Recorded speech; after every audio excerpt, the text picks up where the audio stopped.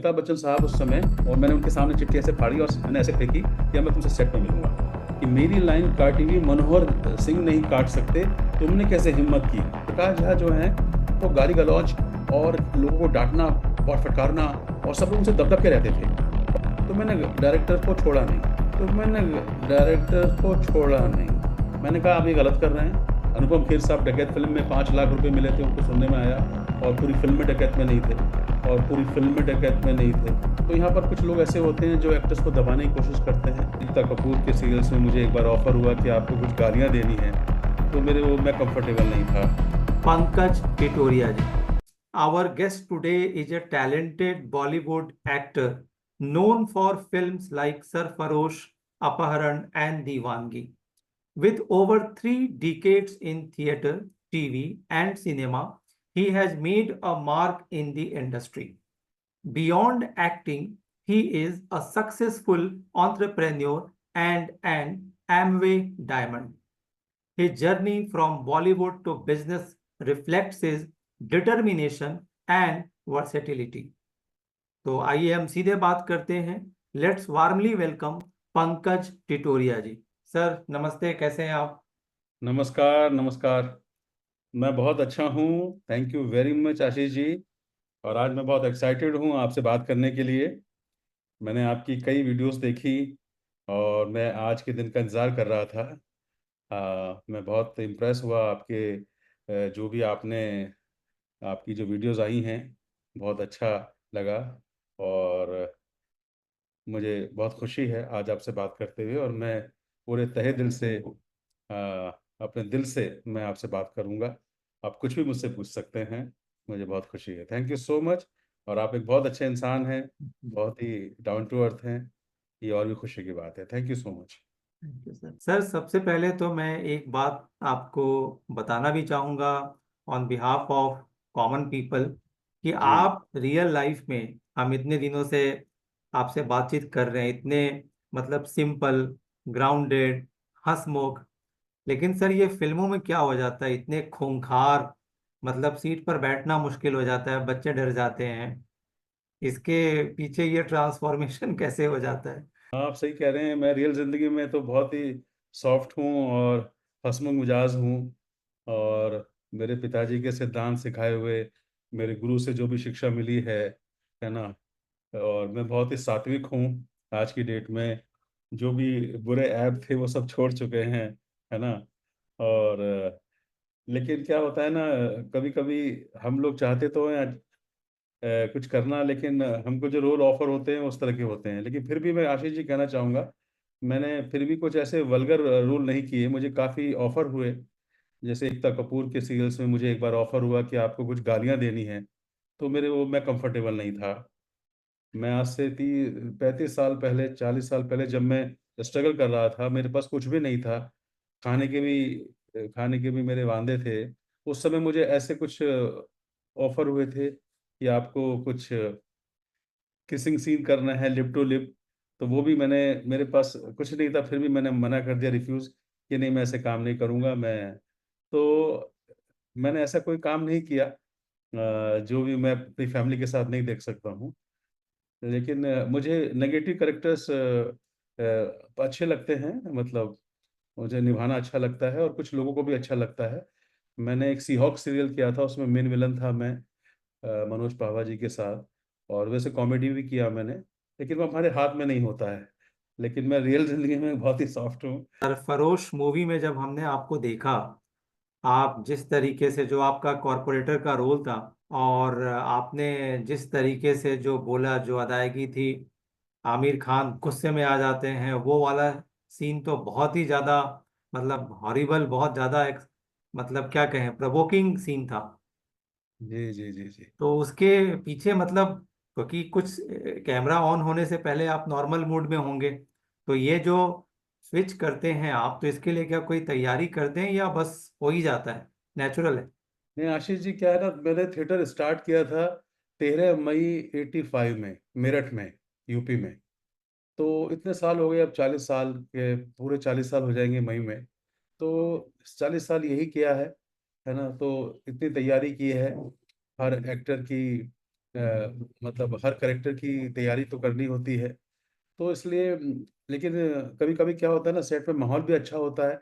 जब मैं वहाँ पहुँचा था, मेरा सिलेक्शन आमिर खान ने किया था, है ना, और मुझसे बातचीत की और उन्होंने डायरेक्टर को बोल दिया था कि हाँ ठीक है ये, क्योंकि आमिर खान का जो ये रोल था, वो उनके सामने एक ऐसे एक्टर को दिखाना था जहाँ इंट्रोडक्शन सीन था आमिर खान का। तो बड़े सहज तरीके से उन्होंने बहुत ही फ्रेंडली मुझसे बातचीत की और बहुत ही प्यार से बातचीत की, और बीच-बीच में मुझे सजेशन भी दे रहे थे कि पंकज, अगर आप इस लाइन को ऐसे बोल सकते हैं तो अच्छा लगेगा शायद। और फिर असिस्टेंट डायरेक्टर ने कहा था कि आप कारपोरेटर बोल रहे हैं, कॉर्पोरेटर होता है, तो आमिर खान ने बोला, नहीं, नहीं, इनको बोलने दीजिए, अनपढ़ आदमी है तो ये बोल सकता है। तो आमिर खान ने मेरा जो काम था बड़ा आसान कर दिया था और बहुत कोऑपरेट किया था मुझे पहले दिन से, और हमने 3-4 दिन शूटिंग की थी सरफरोश की। और फिर जॉन साहब जो हैं, जॉन मैथ्यू, मैं ये कह सकता हूँ कि इंडस्ट्री में बहुत ही प्यारे इंसान हैं, बहुत ही इज़्ज़त देने वाले इंसान हैं हर किसी को। उनके साथ मैंने 3 फ़िल्में की। सरफ़रोश के बाद मैंने शिखर की अजय देवगन के साथ, उसमें मेरा अच्छा रोल था मुकादम का। और तीसरी एक फ़िल्म थी न्यू लव स्टोरी, एक न्यू लव स्टोरी, जिसमें हिमेश रेशमिया थे, वो भी मैंने की। वो फ़िल्म नहीं रिलीज़ हो पाई, वो अलग बात है। तो स्विच तो हो जाते हैं, जब स्क्रिप्ट मिलती है, तैयारी करते हैं, और मैं थिएटर से हूँ, तो मैं काफ़ी तैयारी करके सेट पे गया था। तो और ज़्यादा रिटेक भी नहीं हुए थे इस सीन के, है ना? शायद वो 1 टेक ही था, है ना? जो मुझे याद है कि दोबारा रिटेक नहीं हुआ था वो। तो हो जाता है अगर तैयारी होती है तो। सर, एक तरफ तो हम देखते हैं कि लोग आजकल नेपोटिज्म की बात करते हैं, कहते हैं कि जी फिल्मी दुनिया में आपका बैकअप होना चाहिए, गॉडफादर होना चाहिए। मगर आपने तो ये सारे मिथ और नियम सब आपने फेल कर दिया। आपने जैसा कि खुद ही कहा कि आप बाहर से थे, कोई बैकअप नहीं था, कोई सपोर्ट नहीं था, फिर भी आपने बॉलीवुड में झंडा गाड़ दिया। तो अगर हम थोड़ा पीछे चलें, तो ये कैसे मुमकिन हुआ? वो कौन से लोग थे जिन्होंने टीवी में या फिल्मों में आपको ब्रेक दिया? आफ्टर ऑल ये तो आपका टैलेंट था कि लोगों को आपने मजबूर कर दिया काम देने के लिए। पर वो कौन थे जिन्होंने आपको पहले ब्रेक दिया? देखिए, मैं जब यहाँ आया था आज से 40 साल पहले, तो मैं थिएटर से आया, मैंने इप्टा जॉइन किया, इंडियन पीपल थिएटर एसोसिएशन, और मैंने वहाँ कुछ नाटक शुरू किए। और आपको विश्वास नहीं होगा कि आज, जबकि मेरी ऑडियो कैसेट्स लोग सुनते हैं और मैं एक मोटिवेशनल स्पीकर भी हूँ, मैं हकलाता था जब मैं बॉम्बे आया था। तो मैं बोल नहीं पाता था सही तरह से, लेकिन मैं थिएटर में नहीं हकलाता था। तो मैंने मेहनत भी बहुत की। मैंने अपनी हकलाहट को दूर करने के लिए 4-4 घंटे, 5-5, 6-6 घंटे मैंने कमरे में बंद करके मैंने प्रैक्टिस की, और ईश्वर से कहता था कि अगर मुझे भेजा है यहाँ, तो मुझे ज़रूर कामयाब करना, कि लोग मैं काम कर सकूँ। और ईश्वर ने सुनी मेरी, और आज परमात्मा की असीम कृपा है। तो मेरे को जो पहला ब्रेक कहूँ मैं, बॉलीवुड में तो मतलब फ़िल्मों में मैंने बहुत ज़्यादा काम नहीं किया, नहीं कर पाया, मैं आगे बताऊँगा क्यों नहीं कर पाया।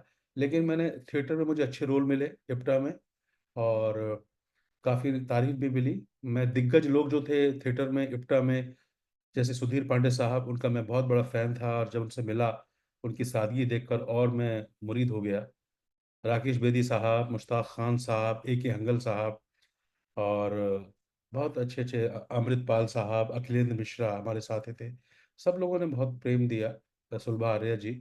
और मुझे जो ब्रेक कहूँ तो, मुझे फ़िल्म में तो ख़ैर सरफ़रोश थी, लेकिन मैंने प्ले में भी एक अच्छा ब्रेक मिला। और फिर मैंने जो टीवी किया, टीवी पर मेरा पहला सीरियल था। 92 में आया था, वो रिलीज़ हुआ था, रमन कुमार जी का। और पहला ही सीन मेरा रत्ना पाठक शाह, नसीर साहब की जो वाइफ़ है, उनके साथ एक टॉर्चर सीन था। उसमें बहुत तारीफ़ की रमन साहब ने, रत्ना जी ने भी तारीफ़ की। तो मैंने काफ़ी जो सीरियल्स किए, उसमें मुझे बहुत अच्छा अच्छा काम मिला। और मैंने कैप्टन व्योम किया, फिर चमत्कार किया अनंत महादेवन साहब का।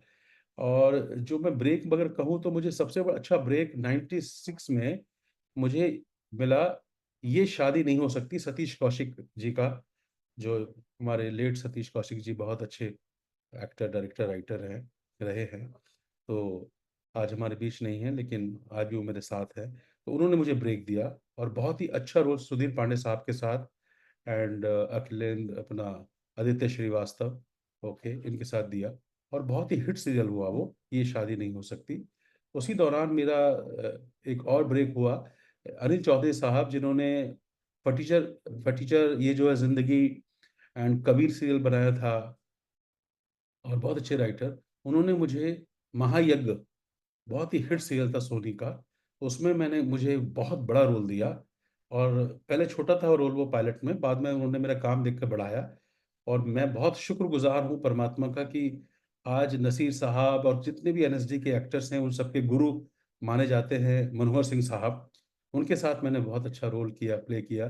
मेरे करेक्टर का नाम जागीरा था, जिसमें फिर गोविंद नामदेव साहब, एक लेजेंड एक्टर, एंड आज के चर्चित अभिनेता कुमुद मिश्रा जी, एंड वीरेंद्र सक्सेना, वीरू भाई जिन्हें बोलते हैं, वो आनंद देसाई, और तो रोहिणी हटंगनी जी, है ना।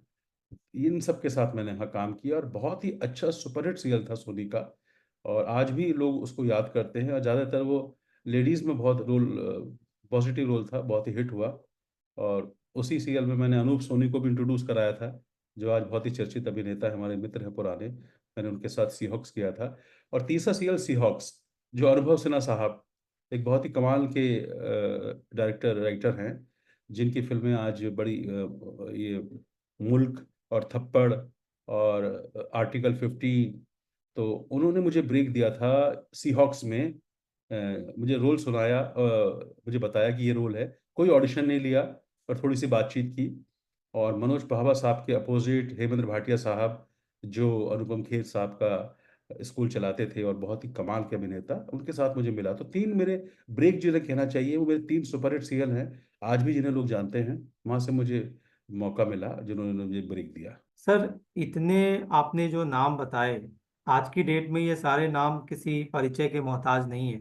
जी। तो हम अक्सर कहते हैं कि, मैं नाम नहीं लूंगा, कि प्लेस जो होते हैं, कुछ खास प्लेसेस जो होते हैं, वो लैंड ऑफ कनेक्शंस के नाम से जाने जाते हैं, जिसमें फिल्म इंडस्ट्री भी है। तो इनसे आपको कोई बेनिफिट हुआ? या कई बार ये भी होता है कि जब हम बड़े बड़े नामों से घिरे होते हैं, तो उल्टे कहीं ना कहीं वो कैंची भी चल जाती है हमारे करियर पर, हमारे रोल्स पे। कई लोगों ने ऐसा कहा। तो क्या हम्म। ऐसा हुआ आपके साथ? हाँ, देखिए, जब आप काम करते हैं और आपके को एक्टर होते हैं, उनके साथ आपके संबंध बनते हैं, और काम अच्छा होता है, तो हर जगह तारीफ होती है। आज भी अनिल चौधरी साहब के संबंध कितने लोगों से हैं मुझे पता नहीं, पर आज भी वो मेरे एक बड़े भाई के नात बड़े भाई जैसे हैं। और जब मैं मुझे वो रोल देते थे, मुझे कोई सीन आता था, तो मैं उनकी लाइन को काट देता था, कि मैं अपनी जगह लाइन लिख देता था। एक बार उन्होंने मुझे कहा था मनोहर सिंह साहब के सामने, कि मेरी लाइन काटी हुई मनोहर सिंह नहीं काट सकते, तुमने कैसे हिम्मत की। तो मैंने कहा, सर इतनी थोड़ी समझ है मुझे, मैं उसके बदले में जो लाइन लिखी है, अगर वो अच्छी नहीं है, तो आप मुझे मुझे आप निकाल सकते हैं सेट से। और मनोहर साहब ने बहुत तारीफ करते थे मेरी। मनोहर सिंह साहब बहुत ही प्यारे इंसान थे, और बहुत ही कोऑपरेटिव थे। तो मतलब जब आप अच्छा काम करते हैं, तो डायरेक्टर साहब, आपके को एक्टर सब खुश होते हैं, फिर वो रिकमेंड भी करते हैं। और मुझे गोविंद नामदेव साहब के साथ में जब काम कर रहा था, वो भी बहुत ही इंडस्ट्री के बहुत ही अच्छे एक्टर तो हैं ही, पर इंसान बहुत प्यारे हैं। और वीरेन भाई, उनके साथ आज भी हमारे संबंध हैं। तो आपस में ये जो एक्टर जब काम करते हैं, तो एक दूसरे को रिकमेंड जरूर करते हैं। और मेरी नेचर भी शुरू से रही है, मैंने जहाँ भी काम किया है, मैंने लोगों को रिकमेंड करना, क्योंकि मैं जानता था कि मुंबई में लोग आते हैं, काम करते हैं, किसी की मम्मी पैसे भेज रही हैं, किसी के पापा पैसे भेज रहे हैं, कैसे कैसे लोग आते हैं। और मैंने स्ट्रगल देखा था, मुझे पता है कि एक स्ट्रगल क्या होता है। तो मैं भी जहाँ भी काम करता था, तो मैं लोगों को बोलता था कि आपको एक्टर चाहिए तो मुझे बोलिएगा, मेरे बहुत सारे साथी कलाकार यहाँ स्ट्रगल कर रहे हैं, उनकी हेल्प हो जाएगी। तो लोग इस चीज़ को मेरे को अप्रिशिएट भी करते थे, कि नहीं पंकज, तुम दूसरे का सोचते हो। इसी तरह से मैंने, आपको तो शायद पता ही होगा, अनुराग कश्यप एक नाम है, एक बहुत बड़ा नाम है। अनुराग कश्यप के साथ मैं काम कर रहा था अब थिएटर में। एंड मकरंद देश पांडे एक बहुत बड़ा नाम है, मराठी में भी बहुत अच्छे डायरेक्टर राइटर एक्टर हैं। एंड के मेनन साहब, जो बहुत ही चर्चित अभिनेता हैं। और मैं इनके साथ में थिएटर कर रहा था, मकरंद देश पांडे के साथ। वहाँ अनुराग कश्यप से मैं बड़ा इम्प्रेस्ड हुआ। उन्होंने मुझे मेरे साथ एक शॉर्ट फिल्म करने वाले थे, उसकी स्क्रिप्ट दी, मुझे बहुत पसंद आई। तो मेरे एक मित्र हैं, मित्र भी कहूँगा और बड़े भाई जैसे भी हैं, इंडस्ट्री के बहुत नामचीन डायरेक्टर हैं, शिवम नायर, मिस्टर शिवम नायर, जिन्होंने नाम शबाना फिल्म, आपको बहुत हिट है उनकी फिल्म, और महारथी फिल्म है, और अभी उनकी कॉर्पोरेट डिप्लोमेट एक फिल्म आ रही है। तो वो हमारे मित्र थे, और उस समय तो इतना बड़ा नाम नहीं थे वो। मैंने अनुराग कश्यप को उनके पास लेके गया, वहाँ मिलवाया उनसे कि इनको काम दीजिए, बहुत अच्छे हैं।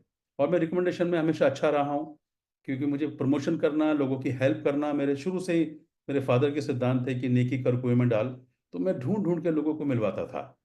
तो मैंने उनको वहाँ इंट्रोड्यूस किया, और आज अनुराग कश्यप बहुत बड़े नाम हैं, है ना। एंड उनको फिर वहाँ से सत्या मिली थी। इसी तरह अनूप सोनी के साथ मैं सीहॉक्स कर रहा था, उनको उनसे बड़ा इम्प्रेस था, बहुत बहुत अच्छे एक्टर हैं। उनको मैंने महायज्ञनी चौधरी साहब से मिलाया, वहाँ से उनको सीरियल में शुरुआत हुई। और गोविंद नाम देव जी के साथ तो इतना अच्छा है कि मैंने एक मंजू सिंह का सीरियल किया था बहुत साल पहले, आज से 40 लगभग 35 साल पहले। तो उसमें सौरभ शुक्ला मेरे साथ थे, और साजिद खान थे, एंड ये अपने गोविंद नामदेव जी वहाँ मुझे मिले थे मंजू सिंह के ऑफिस में। तो मैंने उनसे कहा कि मैंने आपका एक सीरियल देखा था दूरदर्शन पे, क्या बनोगे मुन्ना, वही है ना आप? बोले हाँ। बोले मैं अभी अभी आया हूँ और मेरी एक फिल्म रिलीज होने वाली है, बैंडिट क्वीन। मैंने कहा अच्छा, मुझे तो पता नहीं। बोले मैंने उसमें एक रोल किया है। बड़े सादगी से बोला उन्होंने, ये नहीं कहा कि बड़ा चढ़ा के, बड़े सिंपल से बोले कि मैंने भी उसमें एक रोल किया है। लेकिन दुनिया जानती है कि उस रोल वो क्या रोल था उनका, मेन विलन। और फिर मेरी उनसे साथ जान पहचान हुई, और नेक्स्ट डे से ही मैंने उनसे कहा आप चिंता मत करो, मैं जितना भी मैं जहाँ काम कर रहा हूँ मैं आपको मिलवाऊंगा।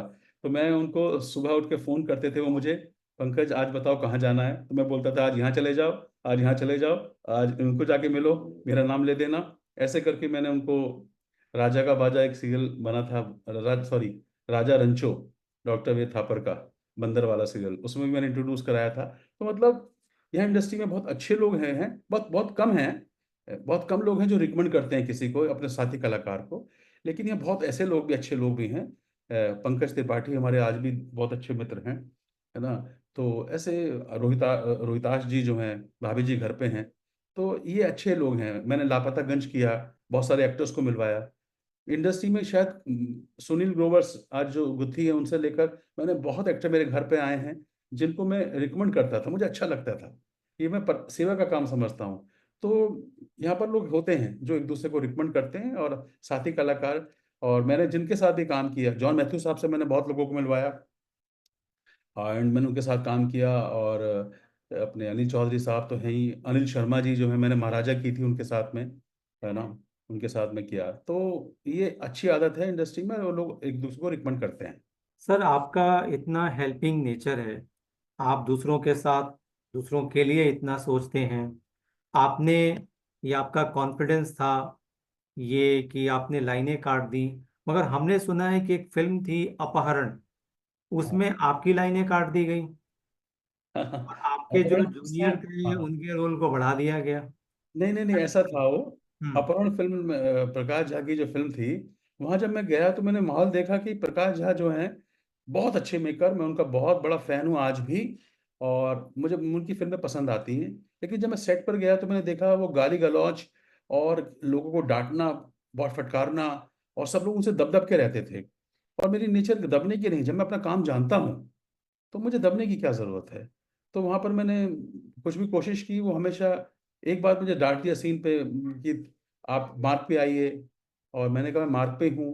बोला, तो बोले नहीं मार्क आगे है। मैंने कहा निशान नहीं है कुछ, वहाँ भी निशान लगा होता है कि मार्क पे आना होता है। तो उन्होंने कुछ डांट दिया, तो मैंने भी उनसे कहा कि सर नहीं है। तो वो नीचे उतर कर आए कैमरे से, और मेरे से एक बदतमीजी से बात करने लगे। मैंने कहा मैं सर आपकी बहुत इज्जत करता हूँ, मैं दामुल के डायरेक्टर के साथ काम करने आया, बड़ा एक्साइटेड था, पर आपसे मिलकर मुझे बड़ी निराशा हुई। आप क्यों डांटते हैं? अगर आप एक्टर को डांटेंगे तो वो काम कैसे करेगा? तो फिर उनको ना चिढ़ गए वो। फिर बीच में अजय देवगन भी आ गए, अजय देवगन ने भी बीच बचाव किया। और साजिद खान जो हैं, दिलीप साहब के जो भतीजे हैं, वो भी उसमें थे, तो हमारे बीच बचाव भी कराया।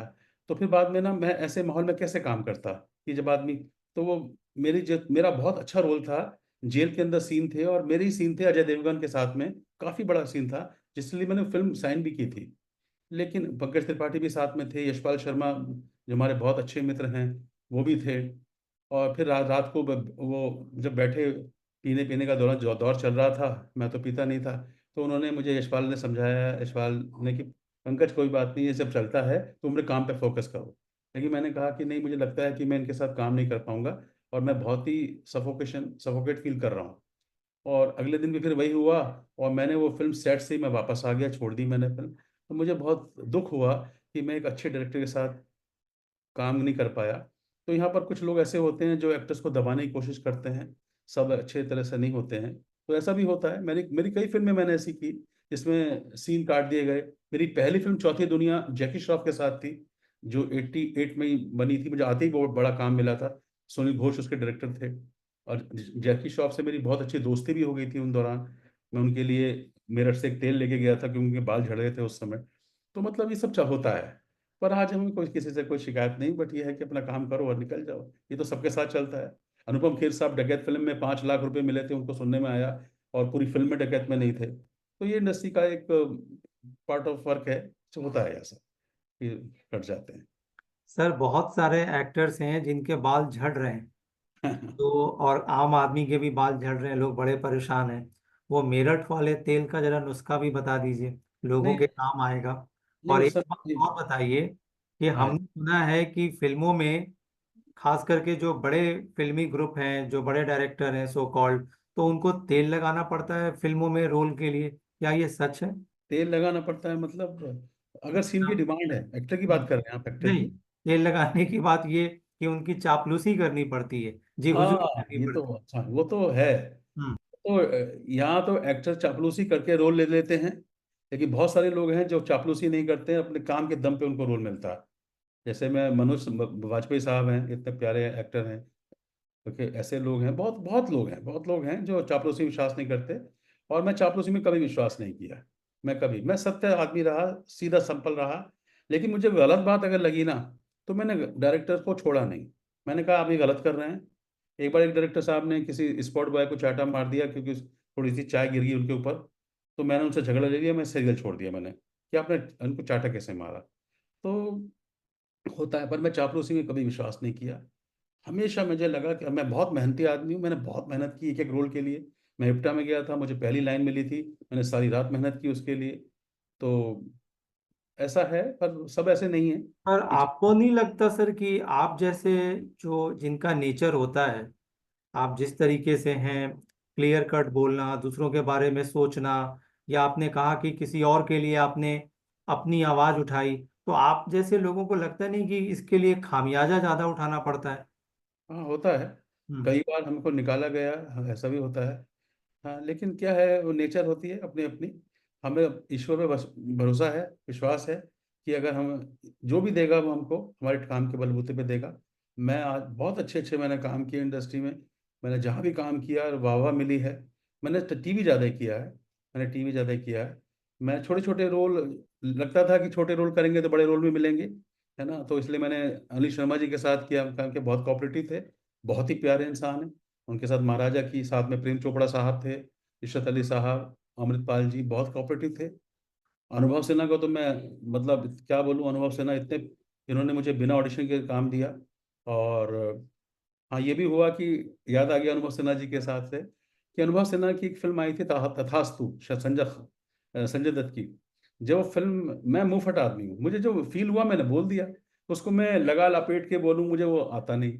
तो मैं बाहर निकला, मैंने फ़ोन किया, मैंने, सर जी आपकी फिल्म ये सुपर बकवास फिल्म है, हम्म। ऐसी फिल्म मत बनाया करो आप। उनको बुरी लग गई वो बात मेरी। अच्छा नहीं लगा उनको, तो मैं मुंह पे बोल देता था। और जबकि उन्होंने मुझे सियोक्स में भरपूर उन्होंने मुझे कहा, पंकज तुम्हें जो करना है वो करो। हम्म। और मैं छोटे छोटे न्यूएंसेस करता था, उनको पसंद भी आते थे। हम्म। विनीत कुमार मेरे साथ थे, अनूप सोनी थे, मनोज हम्म। पावा जी बहुत कोऑपरेटिव रहे हमारे साथ में। तो बहुत अच्छे अच्छे काम किए, मुझे गर्व है, मैंने बहुत अच्छे अच्छे डायरेक्टर के साथ में काम किया, थिएटर में भी काम किया।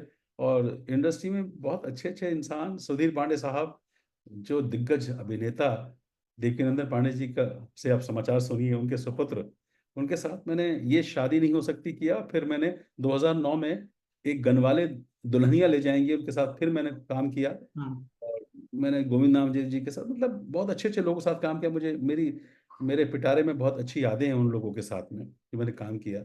तो चापलूसी की जरूरत नहीं पड़ती, पर कुछ लोग ऐसे होते हैं। अच्छा सर, आपको टीवी में ब्रेक कब मिला, कैसे मिला सर, उसके पीछे क्या कहानी थी? नहीं, कुछ नहीं, पर इफ्ता में रमन कुमार थे, तो वहाँ पर जानते थे, तो मैं ऐसे चला गया सेट पर, तो वहाँ मुझे तारा मिल गया। तारा जी टीवी का पहला सीरियल था, वहाँ से मिला। फिर अनंत महादेवन जी, हाँ, मुझे बड़ा ब्रेक मिला टीवी में एक और, MS सत्यू साहब जिनकी गर्म हवा फिल्म आई, आपको पता हो, याद हो तो, बलराज सानी के अंगल साहब। बिल्कुल। तो वहाँ से हमको ब्रेक मिला, और एक सीरियल बना रहे थे वो DD1 के लिए, कयर। हम्म। कयर मीन्स रोप, रस्सी। हम्म। और वो शूटिंग थी केरला में, हम्म। और हम लोग वहाँ गए। और जिस दिन वहाँ उतरे उसी दिन राजीव गांधी का उस जो प्लेन क्रैश हुआ था वो हम्म। उसी दिन था। और वहाँ हमने काफ़ी बड़ा रोल किया उसमें। मेरे 26 एपिसोड में से कम 14-15 एपिसोड थे। वहाँ मेरी मुलाकात अनंत महादेवन जी से हुई, जो एक अच्छे चर्चित नाम है, जिनकी अभी एक फिल्म आई है, the the story teller, Paresh Rawal साहब की। उन्होंने उनके साथ मैंने प्ले भी किया, अखाड़ा फ्री स्टाइल, बहुत अच्छा। एंड तो उनके साथ भी मेरे अच्छे संबंध रहे। तो उन्होंने मुझे, MS सत्यु साहब ने एक बड़ा ब्रेक दिया था जो वो किया था उस समय। और फिर तो मेरी शुरुआत काफ़ी, सैटरडे सस्पेंस लेके बहुत सारे सीरियल्स, पायलट बहुत किए थे उन दिनों मैंने। पायलट मतलब जो पायलट पास होते थे वो बाद में सीरियल बनते थे। मैंने बहुत सारे उसमें, तो मुझे ये मिला था। और फिल्म में सरफरोश सुधीर पांडे साहब ने मुझे भेजा था आमिर खान के पास में कि जाओ मेरा नाम ले देना। वहाँ भी गया मैं। और सुधीर पांडे साहब ने मुझे एक अजीज मिर्जा, जो शाहरुख खान साहब और जूही चावला के पार्टनर हैं, उनकी एक फिल्म बन रही थी जयसूर्या, नाना पाटेकर की। मैं वहाँ गया, वहाँ भेजा। तो असिस्टेंट ने मुझे फिरकी ली कि तुम ये सेलेक्ट, नाना पाटेकर ने मुझे देखा, पूछा थिएटर से हो? मैंने कहा हाँ सर। बोला अच्छा, देख के बोले ओके, कर दिया। असिस्टेंट बोला, थोड़ा सा पास में जाके अभी नाना पाटेकर को सुना के बोला, नाना के सामने डायलॉग बोल लोगे? मैंने कहा जी हाँ बोल लूंगा। बोला डायलॉग तो नहीं भूलोगे? मैंने कहा कोशिश करूंगा लेकिन मैं बोल लूंगा। बोला एक बात याद रखना, अगर नाना पाटेकर के सामने कोई डायलॉग भूल जाता है तो नाना पाटेकर चाटा मार देते हैं। तो मेरे को ना, उनको मेरा डाउन करने के लिए उन्होंने ऐसा कहा। तब मैंने जोर से उनको बोला कि आप नाना पाटेकर से पूछ के आइए कि पंकज के सामने डायलॉग बोल लेंगे। तो फिर वो बोला हाँ हाँ ठीक है ये कॉन्फिडेंस चाहिए। तो मैंने ना, कॉन्फिडेंस मेरा ऐसा था कि सामने मेरे कोई भी आ जाए इंडस्ट्री में, मैं अपना काम में अच्छा कर लूंगा, दूसरों को लेट डाउन नहीं, लेकिन मुझे जो काम आता है मैं कर लूंगा। जबकि मैं इतना बड़ा मैंने काम नहीं किया, मैंने बहुत ऐसे बड़े बड़े महान काम थिएटर नहीं किया, ज़्यादा बड़े बड़े नहीं किए मैंने, जो भी रोल किया, लेकिन मेरा ये था कि सामने कुछ भी आया ना, कुछ ऐसा कर जाऊंगा कि सामने वाले को मैं बता दूंगा कि मैं कौन हूँ। तो मतलब रिकमेंडेशन काम करता है फिल्म इंडस्ट्री में सर? तो करता है सर, बिल्कुल करता है। तो बिल्कुल हमने करता सुना है कि आप जब मुंबई आए, फिल्मों में आए, तो आप कुछ रिकमेंडेशन लेटर्स भी लेकर के आए थे, है। हाँ जी, हाँ जी, हाँ जी, काम बिल्कुल। किया सर? हाँ देखिए, क्या है कि जब मैं आने की शुरुआत हुई, तो मेरे एक मित्र थे मेरठ में, सुशील कुमार, उनके बड़े भाई यशपाल शर्मा, वो अमिताभ बच्चन के दोस्त थे। और अमिताभ बच्चन साहब उस समय पॉलिटिक्स में इंटरेस्ट ले रहे थे। ओके, और उस समय वो हार चुके थे शायद बहुगुणा जी से। तो फिर वो सक्रिय हो रहे थे फिल्मों में। तो बगुना जी को हराया था। हराया था। हम्म। हराया था या हार गए थे उनसे, पता नहीं, एनीवे। नहीं नहीं, हाँ हराया था। सुशील, उनका पूरा नाम मुझे याद नहीं आ रहा। बहुगुणा जी का पॉलिटिकल करियर ही किसी को खत्म पास हो गया था। था। हाँ, तो मतलब ये है कि, तो उन्होंने मुझे कहा, यशपाल जी ने, अरे जाओ जाओ अमिताभ बच्चन के पास, तुम यहाँ थिएटर कर रहे हो और तुम्हें काम मिलेगा। तो मैं तो बहुत खुश हुआ। तो उन्होंने, सुशील कुमार जो उनके सेक्रेटरी भी थे अपने भाई के, उन्होंने कहा इनको चिट्ठी लिख के दे दो मेरे नाम से। और हरिकृष्ण शास्त्री जी, लाल बहादुर शास्त्री के जो लड़के हैं, उनके रेफरेंस से। और उन्होंने मुझे चिट्ठी दी अमिताभ बच्चन साहब के नाम, सुनील दत्त, मनोज कुमार, ये मुझे चिट्ठी दी, और कि इनके पास जाओ। मैंने कहा अच्छी बात है। उसी दौरान मैं इप्टा में काम कर रहा था। तो इप्टा में हमारे एक बड़े भाई जैसे हैं आज भी, जिन्होंने बहुत बड़ा रोल मेरी ज़िंदगी में भी रोल प्ले किया, उन्होंने मेरी शादी में, मेरे शादी के वो बने, है ना। तो उन्होंने मुझे AK हंगल साहब के नाम भी चिट्ठी दे दी कि तुम यहाँ इप्टा में हो, मेरा इप्टा, तो मुंबई इप्टा में जाओ। मैंने कहा ठीक है। और मेरे थिएटर में एक हमारे साथी कलाकार थे मेहदी हसन मेरठ में। वहाँ मेरी मुलाकात हुई फसी चौधरी साहब, जो बंदूकों का बिजनेस करते थे, उनके मित्र थे रजा मुराद साहब। तो उन्होंने कहा, पंकज तुमने मेरे साथ काम किया, एक छोटी सी वीडियो फिल्म थी, उसमें मैंने थैंक यू मिस्टर ग्लाड, एक प्ले था अनिल बर्वे साहब का, उसमें पागल का रोल किया, वो बहुत अप्रिशिएट किया गया। तो उन्होंने मुझे चिट्ठी दी रजा मुराद के नाम कि उनसे जाके मिल के आओ। तो ये 5 लिंक मैं लेकर आया था। तो long story short, Amitabh Bachchan साहब के तो बहुत चक्कर काटने के बाद मुझे लग गया था कि उसकी स्टोरी इतनी लंबी है कि ज़रूरत नहीं बताने की, कि मुझे किस किस तरह से मुझे पापड़े बेलने पड़े उनसे मिलने के लिए। और मुझे लगा कि शायद ये नहीं नहीं देंगे काम। और लेकिन वो वहाँ आ जाओ, उधर आ जाओ, उधर आ जाओ, ऐसे करके बुलाते थे। लास्ट में जब फेड अप हो गया तो खुदा गवाह के सेट पर एक सीन चल रहा था, और वहाँ मैं खड़ा था, और मेरे हाथ में चिट्ठी थी उनकी, और मैं रो रहा था। और मैंने उनके सामने चिट्ठी ऐसे फाड़ी और मैंने ऐसे फेंकी कि अब मैं तुमसे सेट पे मिलूंगा। उनके साथ ये रहा। मनोज कुमार साहब से मुलाकात होती रही। मनोज कुमार साहब ने भी घर पे बुलाते थे, कभी कहीं बुलाते थे, लेकिन वहाँ काम नहीं बना, उनके पास भी उस समय काम नहीं था। और दिलीप साहब से तो मिल ही नहीं पाया। हाँ, दिलीप कुमार के नाम भी चिट्ठी थी। और सुनील दत्त, उनसे भी नहीं मिल पाया। लेकिन रज़ा मुराद साहब के साथ ये हुआ कि जब मैं हाँ, चिट्ठी लेकर जब रज़ा मुराद साहब के पास गया, तो हमारे मेरठ में हमारे जो गुरु हैं थिएटर के, उनका नाम है डॉक्टर वेद थापर, जिनके साथ मैंने पहला प्ले किया था। और बहुत ही चर्चित डॉक्टर हैं वो, आज भी इंडस्ट्री में बहुत बढ़िया नाम है उनका। धर्मेंद्र साहब, अमिताभ बच्चन साहब, सुभाष घई के पर्सनल डॉक्टर भी हैं, और काफ़ी अच्छा काम करते हैं बच्चों के लिए भी। ओके। तो उन उनके पास जब मैं यहाँ आया, उनको काम मिल गया था फिल्मों में, तो हमने कहा था हमें बम्बई बुला लो। तो मैं एक्चुअली उनके पीछे ही आ गया था कि डॉक्टर वेद थापर हमें काम दिला देंगे, तो इसलिए मैं यहाँ पर आ गया था। वो यहाँ उनके पास गया कि मैं रज़ा मुराद साहब से मिलने आया हूँ, आपकी बिल्डिंग में रहते हैं, तो मैं उनके पास जाऊँ? बोले हाँ जाओ, मिल के आओ। जब मैं वहाँ गया तो रज़ा मुराद साहब ने वहाँ मेरे को देख के जो बोला, वो अच्छा एक्सपीरियंस नहीं रहा मेरे सामने उस समय। लेकिन आज मुझे समझ में आता है कि शायद वो ठीक थे। उन्होंने कहा, पंकज मैं तुम्हारी कोई मदद नहीं कर सकता, तुम हीरो नहीं बन सकते, अभी तुम बहुत छोटे हो, 22-23 साल के हो, मैच्योरिटी नहीं है, तुम वापस जाओ और कुछ दिन और काम करके फिर वापस यहाँ आना, अभी मेरे पास कोई काम नहीं है। तो मैं बड़ा मायूस हो गया, रोने लगा वहाँ पर। लेकिन उन्होंने इतना बोला, नहीं अब तुम मेरे लायक कोई काम नहीं, तुम्हारे लायक कोई काम नहीं है। तो मुझे लगा कि पता नहीं क्या होगा। मैं रोता रोता डॉक्टर वेद थापर के पास गया। उन्होंने कहा, कोई बात नहीं पंकज, ऐसे होता है, अगर आपके अंदर टैलेंट है तो करके दिखाओ उनको, वरना वापस जाओ मेरठ। तो उन्होंने हौसला अफजाई किया डॉक्टर वेद थापर ने। तो उनके साथ ये रहा। और हंगल साहब के साथ भी बड़ा अच्छा एक्सपीरियंस रहा। हंगल साहब के साथ जब मैं उनको फ़ोन किया तो उन्होंने कहा आइए, और मैं उनके घर पे गया। तो उन्होंने बोला मेरे पास सिर्फ 10 मिनट है। और लेकिन चूंकि उम्र का तकाजा था, उनको सुनने वाला कोई नहीं उस समय उस एज में, उन्होंने मुझे 3-4 घंटे बैठाया और बताते रहे, शोले में मैं ये था, शोले मैंने ऐसे की थी, ये फिल्म मैंने संजीव कुमार के साथ ये की थी, आंधी फिल्म की थी, अपने पूरा किस्सा बताते हुए 4 घंटे लगा दिए। और मैंने कहा मुझे ये चिट्ठी लाया हूँ।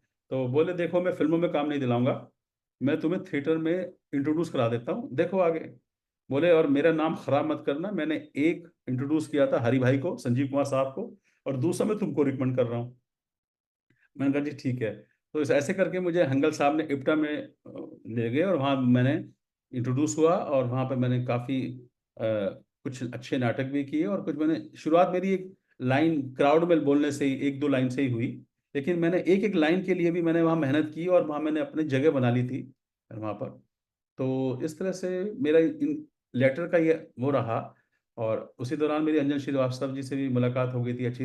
अंजन श्रीवास्तव जी ने भी मुझे बड़ी मदद की कि जाओ अमिताभ बच्चन का जो सेक्रेटरी है उसको मेरा नाम ले देना, प्रवीण। ऐसे करके मैं उनके ज़रिए वहाँ तक पहुँचा था। तो ये मेरा ये रहा। लेटर से कोई काम नहीं मिला, पर मुझे खुशी है कि नहीं मिला, क्योंकि फिर मैंने जो अपने बलबूते पे मेहनत की, हम्म। तो जो भी मैं रहा फिर अपने उस पर रहा, हम्म। काम मिला। सर, ये जब आपने वो चिट्ठी फेंकी अमिताभ बच्चन जी के सामने, तो उन्होंने देखा, कैसा रिएक्शन था उस समय? बस उनको लिए था कि कुछ भी करो, बताओ बच्चन साहब तो देखो, बच्चन साहब हैं, है ना। मैं सोचूंगा पता नहीं ये परमात्मा के ही कुछ रहा होगा। आज मुझे उस समय गुस्सा बहुत था। गुस्सा रहा कि सामने किसी सेट पे आ जाए तो मैं बोलूंगा कि मैं वही हूँ। और जब मैं एमवी में कामयाब हो गया तो मैंने कहा अमिताभ बच्चन को लेके फिल्म बनाएंगे, मतलब ये रहा।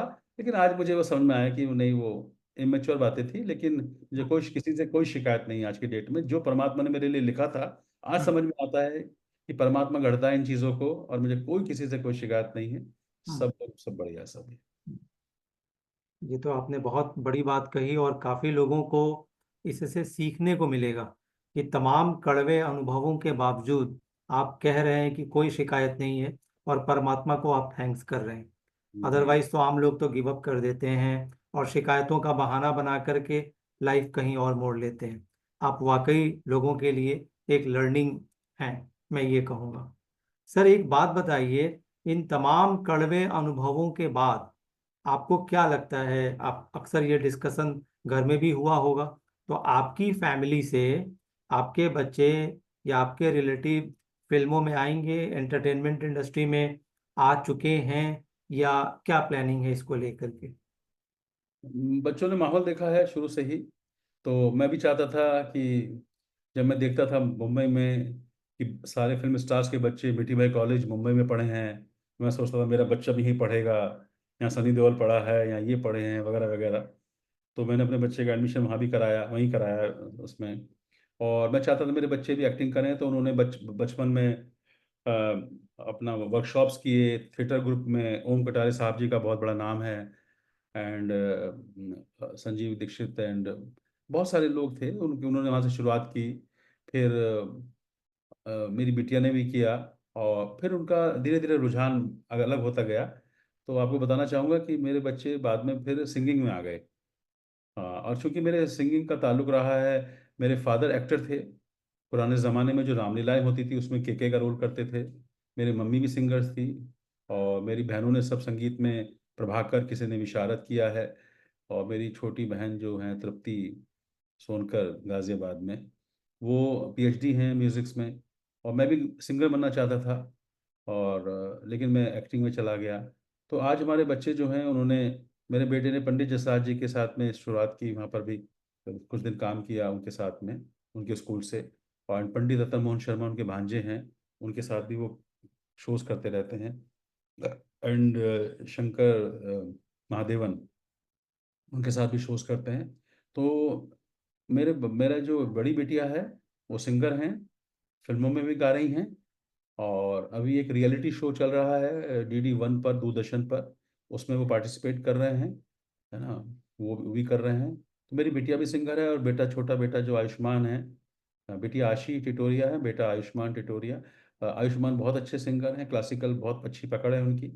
और वो भी गा रहे हैं, काफ़ी काम कर रहे हैं, क्योंकि अपने हिस्से का स्ट्रगल तो आशीष जी सबको करना पड़ता है। तो अपने हिस्से का स्ट्रगल कर रहे हैं। और मैंने उनसे, बच्चों से कहा, देखो मैं तुम इतना कर सकता हूँ कि तुमको मैं दिशा बता सकता हूँ कि ये करो ये करो, मैं फिल्मों में तुम्हें मिलवा भी सकता हूँ, पर काम दिलाने की कोई गारंटी नहीं है। तो मैंने अपने जो मेरे साथी कलाकार, मेरे साथी दोस्त राइटर डायरेक्टर रहे, उनसे मैंने बच्चों से मिलाया, इंट्रोड्यूस करवाया। तो इतना ज़रूर किया। लेकिन आज हमारे बच्चों की साधना है, तपस्या है कि वो एक वन ट्रैक, मतलब नो लुक बैक, वो सिर्फ सिंगिंग में लग रहे हैं। और मेरे जो दामाद हैं वो भी सिंगर हैं, लिखते भी हैं, खुद कंपोज करते हैं, बहुत अच्छे सूफी गाना गाते हैं, गज़लें गाते हैं। तो वो तीनों अपनी अपनी साधना में लगे हुए हैं और अच्छा काम कर रहे हैं, जब मैं सकता हूँ। तो ये है, आज की डेट पे वो काम कर रहे हैं। अच्छा तो जी। उनकी साधना को देख करके आपको लगता होगा, और प्लस जो आज आपने इतना कुछ अचीव किया है, तो रियल ऑस्कर तो यही कहा जाएगा जिसकी आपने कभी सोचा था? हाँ, मेरा सपना रहा, क्योंकि मैंने हमेशा थिंक बिग और speak big and dream big ये सोचा है। तो जब एमबीए में आए थे, एमबीए बिजनेस में भी हमने, उसकी कहानी अलग है, ज़्यादा बात नहीं करूँगा, है ना। लेकिन वहाँ से मुझे पॉजिटिव एटीट्यूड मिला। और तो मैं हमेशा ऊंचा ही सोचा। तो मैं जब बात करता था तो मैं सोचता था सबसे बड़ा अवार्ड क्या है, ऑस्कर। हाँ, तो मैं ऑस्कर की बात करता था कि मैं हमेशा ऑस्कर लूँगा, क्योंकि मेरा सपना था, मैं फिल्मों से, जब मैं एमवे में आया था मैं ये सोच कर आया था कि अपनी खुद की फिल्म बनाऊंगा। जब मुझे विश्वास हो गया था कि इसमें बहुत पैसा है, ये अच्छा रास्ता है, तो मैं वही, और मैं हमेशा थिएटर से, स्टेज से बोलता रहा कि मुझे ऑस्कर लेना है। और शायद आज परमात्मा ने मुझे ये दिन दिखाया कि मैं आज, जब मैंने देखा कि यहाँ पर जो, वो लोग पूछते हैं आप फिल्मों में बहुत सफल नहीं हो पाए, उसके क्या कारण रहे होंगे, बहुत सारे कारण हैं। जब मैं काम करता था उन दिनों मैं नया था, बहुत सारे मैंने फाके बहुत गुजारे हैं, है ना, लोगों से पैसे उधार ले लेके, है ना, बहुत हेल्प की लोगों ने। तो मैं सोचता था कि अपना खुद का काम करना चाहिए। जब मैं एमबीए में आया था, मेरे मेंटोर ने पूछा था तुम अपनी खुद की फिल्म बना सकते हो। उसी एक लाइन के लिए मैंने एमवे बिजनेस को साइन भी किया था कि तुम अमीर हो सकते हो, तुम्हारा मान सम्मान हो सकता है, तुम्हें इज्जत मिलेगी। तो मैंने इस तरह से मैंने सोचा था कि मुझे ये काम करना है। और मैं सारी ज़िंदगी 26 साल मैंने एमवे में बहुत अच्छा समय गुजारा है, और सब कुछ दिया मुझे एमवे ने, बहुत कुछ दिया है। मैं बोलता रहा, और आज वो दिन आया है कि मैं आज अपनी कुछ फिल्में, मैंने 3-4 फिल्में बनाई हैं, शॉर्ट फिल्म्स, जिसमें जो बहुत अप्रिशिएट हुई हैं। हम उन्हें फेस्टिवल्स में भी भेज रहे हैं, है ना। मैं आपको भी भेजूंगा, देखिएगा वो भी फिल्म। तो आज वो सपना लग रहा है कि हम लोग, अब मुझे ऑस्कर का आज पता चला कि नहीं, ऑस्कर कुछ नहीं होता है। आप अपना काम करते जाइए, ये समझ, मैच्योरिटी आज समझ में आई है ना। आज ऑस्कर की इतनी वैल्यू नहीं है कि लोग आपके काम को पसंद करें। और आज कोई इच्छा नहीं है किसी तरह की। परमात्मा ने मुझे जो, मैंने जितने लोगों के साथ अच्छा किया, मैंने कभी शायद किसी के साथ बुरा नहीं किया, हम्म। मुझे याद भी नहीं है। हम्म। मेरा बुरा हो गया चलेगा, मैंने धोखे बहुत खा लिए, लेकिन मैंने कभी धोखा देने की सोची नहीं किसी को। तो आज मुझे एक पॉजिटिवनेस है लाइफ में। एमवे ने बहुत कुछ दिया हमारे जीवन में। आज हमारे गुरु हैं, स्पिरिचुअल गुरु हैं, हम लोग राधा स्वामी हैं, कबीर पंथी हैं। तो वो जीवन में आया तो बहुत पॉजिटिव एटीट्यूड रहा। तो आज मैं जो भी कुछ हूँ, अपने गुरु की सेवा में लगे हैं। आज हमारे जीवन की शुरुआत ही सुबह 4:30 बजे मेडिटेशन से होती है। फिर हम, लाइफ में क्या होता है ना, जब आपको कोई गाइड करने वाला नहीं होता ना, तो आप भटक जाते हैं। तो जैसे हम फिल्मों में शराब पी, हमारे पिताजी आर्य समाजी थे, दयानंद सरस्वती को मानने वाले, और उन्होंने मुझे कहा था, पंकज कभी शराब मत पीना, है ना। लेकिन हम फिल्म इंडस्ट्री में आ गए तो ऐसा माहौल बन गया कि आप इंडस्ट्री में दारू नहीं पियेंगे तो आपका घुलेंगे मिलेंगे नहीं लोगों से। किसी ने बोला कि आप दोस्तों के साथ में बैठेंगे उठेंगे तो आपको पीनी पड़ेगी, तो वो आदत पड़ गई, वो भी रहा, है ना। नॉनवेज खाने लगे, है ना। तो लेकिन जब हम इस लाइन पे आए तो आज हमारी ज़िंदगी बिल्कुल सात्विक है, सब कुछ छोड़ चुके हैं, है ना। और जानकर अच्छा लगेगा कि एमवे में बहुत लोगों के ज़रिए मैं, पता नहीं कितने हज़ारों लोगों का शराब शराब छुड़वाने में, सिगरेट छुड़वाने में, तंबाकू छुड़वाने में मेरा कंट्रीब्यूशन रहा है, क्योंकि मैं हमेशा स्टेज से बोलता रहा हूँ। और मेरी जो कैसेट्स हैं एमवे में जो हैं, वो मेरी इंडस्ट्री में आज एमवे एमवे में भी बहुत सक्सेसफुल हैं। लोग सुनते हैं, रोते हैं। मेरी स्टोरी जो है वो बहुत मार्मिक है, क्योंकि मैंने कुछ छुपाया नहीं है ना।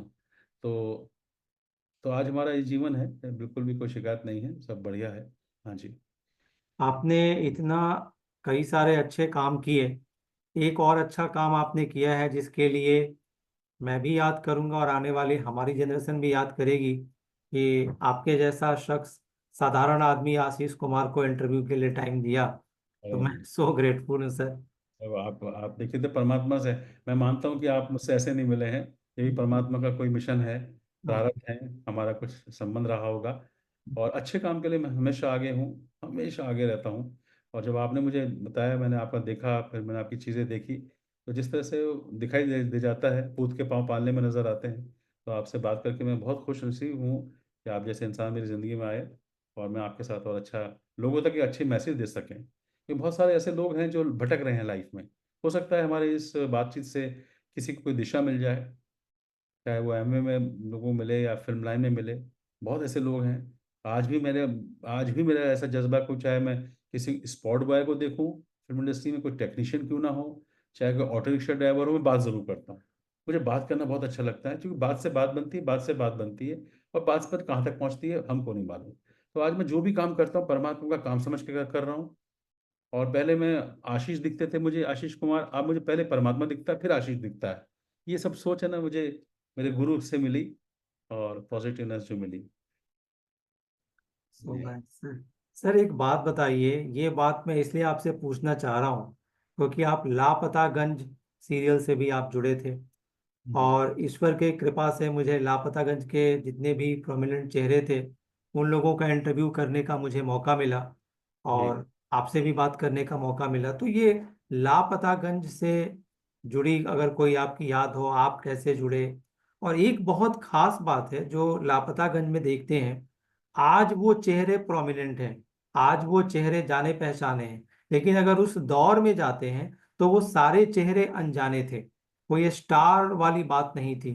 तो जी। क्या कारण था कि ये चेहरे पॉपुलर हुए, सीरियल पॉपुलर हुआ, और आप सभी के कैरेक्टर्स आज भी लोग रिपीट में देखते रहते हैं, यूट्यूब पे देखते रहते हैं? जी। जी। जी। मुझे मेरे एक मित्र हैं, मित्र तो बाद में बने, लेकिन मुझे गौतम नाम है उनका, उन्होंने मुझे सेलेक्ट किया था रोल के लिए, और 2013 में मैंने पहला एपिसोड किया था, और मुझे उसकी राइटिंग बहुत पसंद आई। और जब मैंने उनके एपिसोड देखे तो मुझे जो अब्बास जिनका इंटरव्यू आपने किया है, मिस्टर अब्बास, जिसको कबीर भी बोलते हैं, वो उनकी एक्टिंग से बड़ा इम्प्रेस हुआ मैं अच्छी चीज़ को मैंने हमें दिल से अप्रिशिएट करता हूँ, दिल से अप्रिशिएट करता हूँ। बहुत है ना, बहुत कम लोग हैं जो किसी को अप्रिशिएट करते हैं। और मैं जब उनसे मिला, मैंने उनसे कहा भी, तो मैं उनसे जब साथ में काम किया तो बड़ा मज़ा आया, है ना। और फिर वहाँ रोहिताश गौर जो है, वो बहुत ही प्यारे इंसान है, बहुत ही हम्बल इंसान है, लगेगा नहीं आप किसी स्टार से मिल रहे हैं। फिर अनूप जो हैं, शायद पता नहीं अनूप से आप जानते हैं, अनूप जी के, अनूप अनूप उपाध्याय जी। उपाध्याय जी हैं, बहुत ही प्यारे हमारे दोस्त हैं, रहे पुराने पहले। और फिर उनसे साथ काम किया, वो भी बहुत अच्छे एक्टर। फिर बाकी अपने राकेश श्रीवास्तव जी, हम्म। तो बहुत सारे एक्टर्स हमें वहाँ मिले। अनूप त्रिवेदी जी भी थे। हाँ, अनूप अनूप त्रिवेदी, बहुत सारे एक्टर हैं। रतन लाल शर्मा जी भी थे। तो एक तो उसकी लेखनी जो थी, अश्विन धीर जी का जो राइटिंग था, वो कमाल, सुपर। उनका जो कटाक्ष था, जो व्यंग होते थे, और एंटरटेनमेंट को बरकरार रखते हुए बहुत अच्छे काम किए। और मेरे एपिसोड्स भी, मेरे जो भी मैंने काम किया उसमें अलग अलग डिफरेंट रोल किए मैंने। हाँ, तो दूध पियो हनुमान एक मेरा करेक्टर थे 4-5 एपिसोड का, वो उसमें मेरा फ्रॉड बाबा का रोल था। फिर जब आसाराम बापू अरेस्ट हुए थे, उस दौरान उन्होंने बोला कि एक ऐसा ढोंगी बाबा का रोल करना है, तो मैंने उस करेक्टर को अपना बनाया ब्लू बाबा के नाम से, वो बड़ा हिट हुआ। उसके 7-8 एपिसोड किए ब्लू बाबा के नाम से, और सब लोगों ने बहुत तारीफ की, वो भी किया। अश्विन धर्म मुझे बहुत पसंद करते थे। और उसी दौरान हम वहाँ पर एक डायरेक्टर, धर्म वर्मा जी, वो जो बहुत प्यारे इंसान, उन्होंने कई एपिसोड्स किए। वो भी एक बहुत बेहतरीन इंसान है, वो हमारे दोस्त हैं, अभी कुछ फिल्में विल्में कर रहे हैं। तो लापतागंज का एक्सपीरियंस मुझे बहुत अच्छा रहा। और ये उस समय अब्बास जो है सिगरेट पीते थे, अब तो शायद छोड़ दी होगी। तो मैंने उनको सेट पे कहा था कि अब्बास भाई, आप यहाँ धुआं आ रहा है, सिगरेट मत पीजिए। उस समय उनको शायद बुरा भी लगा था, है ना। हाँ, लेकिन तो बड़ी खुशी होती है मुझे आज उनके उन लोगों को सोचता हूँ। हम्म। तो अच्छी अच्छी, मतलब मेरी हम्म। यादें हैं हम्म। लापता गांव से। सर, हाँ। आपको तो खुशी हो रही है, मगर आपके जो फैंस हैं और बहुत सारे लोगों को एक बात का दुख हो रहा है कि लापतागंज जैसे सीरियल को देने के बाद, इतने अच्छे अच्छे रोल करने के बाद, आप फिल्मों से लापता क्यों हो गए? आप कहाँ चले गए? क्यों चले गए? हाँ जी, सही बोल रहे हैं आप। देखिए, कुछ चीज़ें ऐसे होती हैं, हमें लगता है कि हम कर रहे हैं। जैसे मुझे लगता है, मैं मेरठ से मैं आया था अमिताभ बच्चन के नाम चिट्ठी लेकर, मुझे लगता है मैं आया था, मैंने किया था, मैंने ये किया, मैंने ये किया। आज पता चला यार, हम तो कुछ भी नहीं है, हम तो परमात्मा के हाथ की कठपुतली हैं। प्रारब्ध के कारण हमें पता नहीं आप मिले हैं, प्रारब्ध से पता नहीं कितने लोग हैं, कितने लोगों का लेन देन हुआ है। तो आज समझ में आता है कि सब परमात्मा के खेल हैं। तो इसी तरह से हमने जो आज सोचा था कि ये कर देंगे फिल्मों में, ये काम करेंगे फिल्मों में, ये करेंगे। जब मेरा पीक पर था, लोग बोलते हैं पंकज, तुम जब अच्छा सरफरोश कर रहा था और इतनी फिल्में कर रहा था और पायलट कर रहा था, बोले तुम्हारा करियर तो कहाँ से क्या हो सकता था। तो एक तो फादर बीमार थे, जब भी कोई अच्छा रोल मिलता था तो यहाँ से टेलीग्राम आता था, फादर सीरियस कम सून। तो फिर छोड़ के जाना पड़ता था। मैं थोड़ा सा होम सिक रहा हूँ। तो फिर तो फिल्मों में जब काम मिलना शुरू हुआ, हो रहा था कि लगता था कि अब ये हो जाएगा, वो हो जाएगा, अच्छे अच्छे काम मिल रहे थे। उसी दौरान जिंदगी में हमारे एक मित्र मेरठ में मंदाकिनी मंदाकिनी जी जो हैं, रामतेरी गंगा मैली वाली, उनके जीजा जी जो हैं सहीम झा, उनका एक दिन फोन आ गया और उन्होंने मुझे एमवे की मीटिंग में बुला लिया। और परमात्मा का बोलूंगा, आज तो परमात्मा ने मुझे वहां मोड़ दिया। और फिर मैं वहां पर गया और मैंने एमवे ज्वाइन कर लिया, ये सोचकर, वो भी ये सोचकर ज्वाइन किया था कि मैं नहीं काम करूंगा, मैं तो सिर्फ लोगों को रिकमेंड करूंगा, किसी का भला हो जाएगा। हमेशा मेरा शुरू से ही, जब मैं छोटा बचपन में 12 साल का था, तब भी मैं किसी रिक्शे वाले को देखी, इसकी कमीज फटी हुई है, तो मैं अपनी कमीज उतार कर देखे और नंगा घर में आ गया था। तो मेरी नेचर रही, पिताजी भी ऐसे थे, बहुत हेल्प करते थे।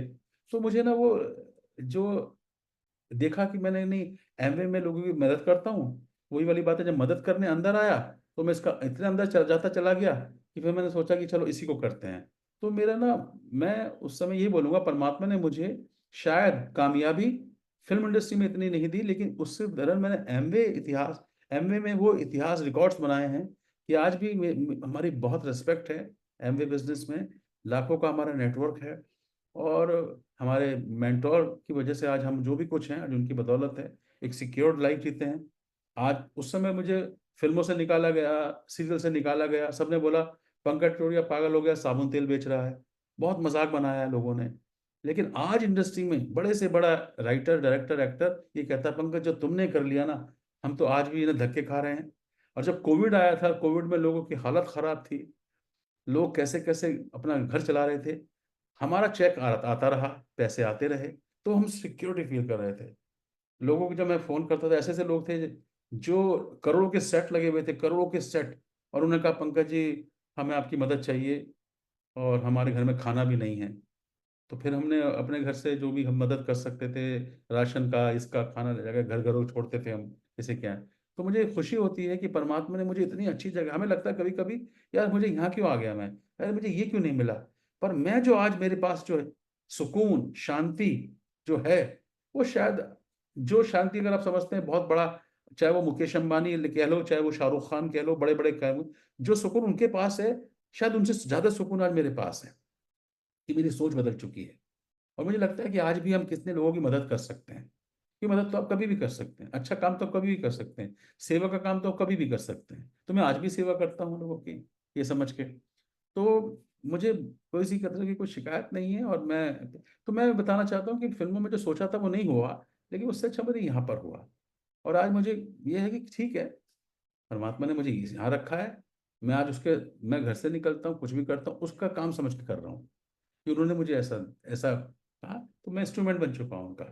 तो मुझे फिल्मों में मैं लापता नहीं हुआ, लेकिन मैं थोड़ा सा माहौल बदल चुका है फिल्मों का। आजकल ऑडिशन शुरू हो गए, मैं इतना काम करने के बाद भी जब ऑडिशन होता है कि ऑडिशन लेना है आपका, अरे मैंने कहा इतने एपिसोड्स हैं यूट्यूब पर, वो नहीं देखते और आप ऑडिशन की बात करते हैं। और आजकल के बच्चे, 20-20 साल, 22-22 साल के बच्चे जब बोलते हैं ना कि ऑडिशन में जरा आप ऐसे बोलिए, इस लाइन को ऐसे बोलिए, तो हंसी आती है यार कि क्या हो रहा है। तो थोड़ा सा डिस्टर्ब तो हुए ऐसे माहौल से। लेकिन आज आज भी मैंने एक फिल्म की मॉरल कॉप, इंडस्ट्री में एक बहुत अच्छे राइटर हैं पवन श्रीवास्तव जी, पवन कुमार, जो एक पोएट हैं, इंटरनेशनल पोएट हैं, हिंदुस्तान के बहुत बड़े पोएट हैं। उन्होंने एक फिल्म लिखी, उनके बहुत अच्छे राइटर हैं। मॉरल कॉप मैंने की, एक बच्चे की फिल्म है मोबाइल के ऊपर, कैसे मोबाइल को लेकर बच्चे कैसे बिगड़ रहे हैं, तो उसके ऊपर फिल्म बनाई उन्होंने। उसमें मैंने भी एक अच्छा काम किया। और कुछ अच्छी फिल्में हैं जो वो लिख रहे हैं, मैं उसमें काम कर रहा हूँ। तो मैं अब चुनिंदा हो गया हूँ, मैं चुने में काम कर रहा हूँ। मेरी टीम में अच्छे अच्छे लोग हैं हमारे, जो जो फिल्में फेस्टिवल्स के लिए बना रहे हैं, है ना। तो एक अरुण मित्रा हैं, एक मिस्टर इरशाद हैं, दिल्ली के, वो अच्छी फिल्में बना रहे हैं, उनके साथ काम कर रहा हूँ। एक मिस्टर अनुराग उपाध्याय हैं, उनके साथ बहुत अच्छी फिल्में लिख रहे हैं, बना रहे हैं। तो मैं थोड़ा सा अच्छे अच्छे काम करने के लिए अब मैं अच्छा काम कर रहा हूँ, और अपनी टीम बना रहा हूँ कि हमारे साथ में लाइक माइंडेड पीपल जुड़ें, कोई अच्छा लिखते हो, मैं तो आपसे भी कहूँगा कोई अच्छा राइटर हो, कोई लिखता हो, गाने लिखता हो, तो हम लोग उनको मदद कर सकें कुछ, तो बहुत खुशी होगी। तो मैं जो लापता बीच में हो गया था 26 साल, क्योंकि वो परमात्मा की कृपा थी, तो मैं वहाँ पर, लेकिन अब मैं, मेरा मकसद ये है कि मैं अपनी फिल्में बनाऊं, और बस जल्दी देखेंगे आप अच्छे अच्छे रोल्स में। और एक मदद और करिए जी। परमात्मा के उन बंदों के लिए जो आम तौर पर जैसे ही एमवे का नाम आता है तो जी। लोग सोचते हैं कि ओ एमवे, ये जी नेटवर्क मार्केटिंग है, ये जी ग्रुप बनाते हैं, ऐसा कुछ। एक बहुत सारे लोगों की मिथ कह सकते हैं या उनको जानकारी नहीं है।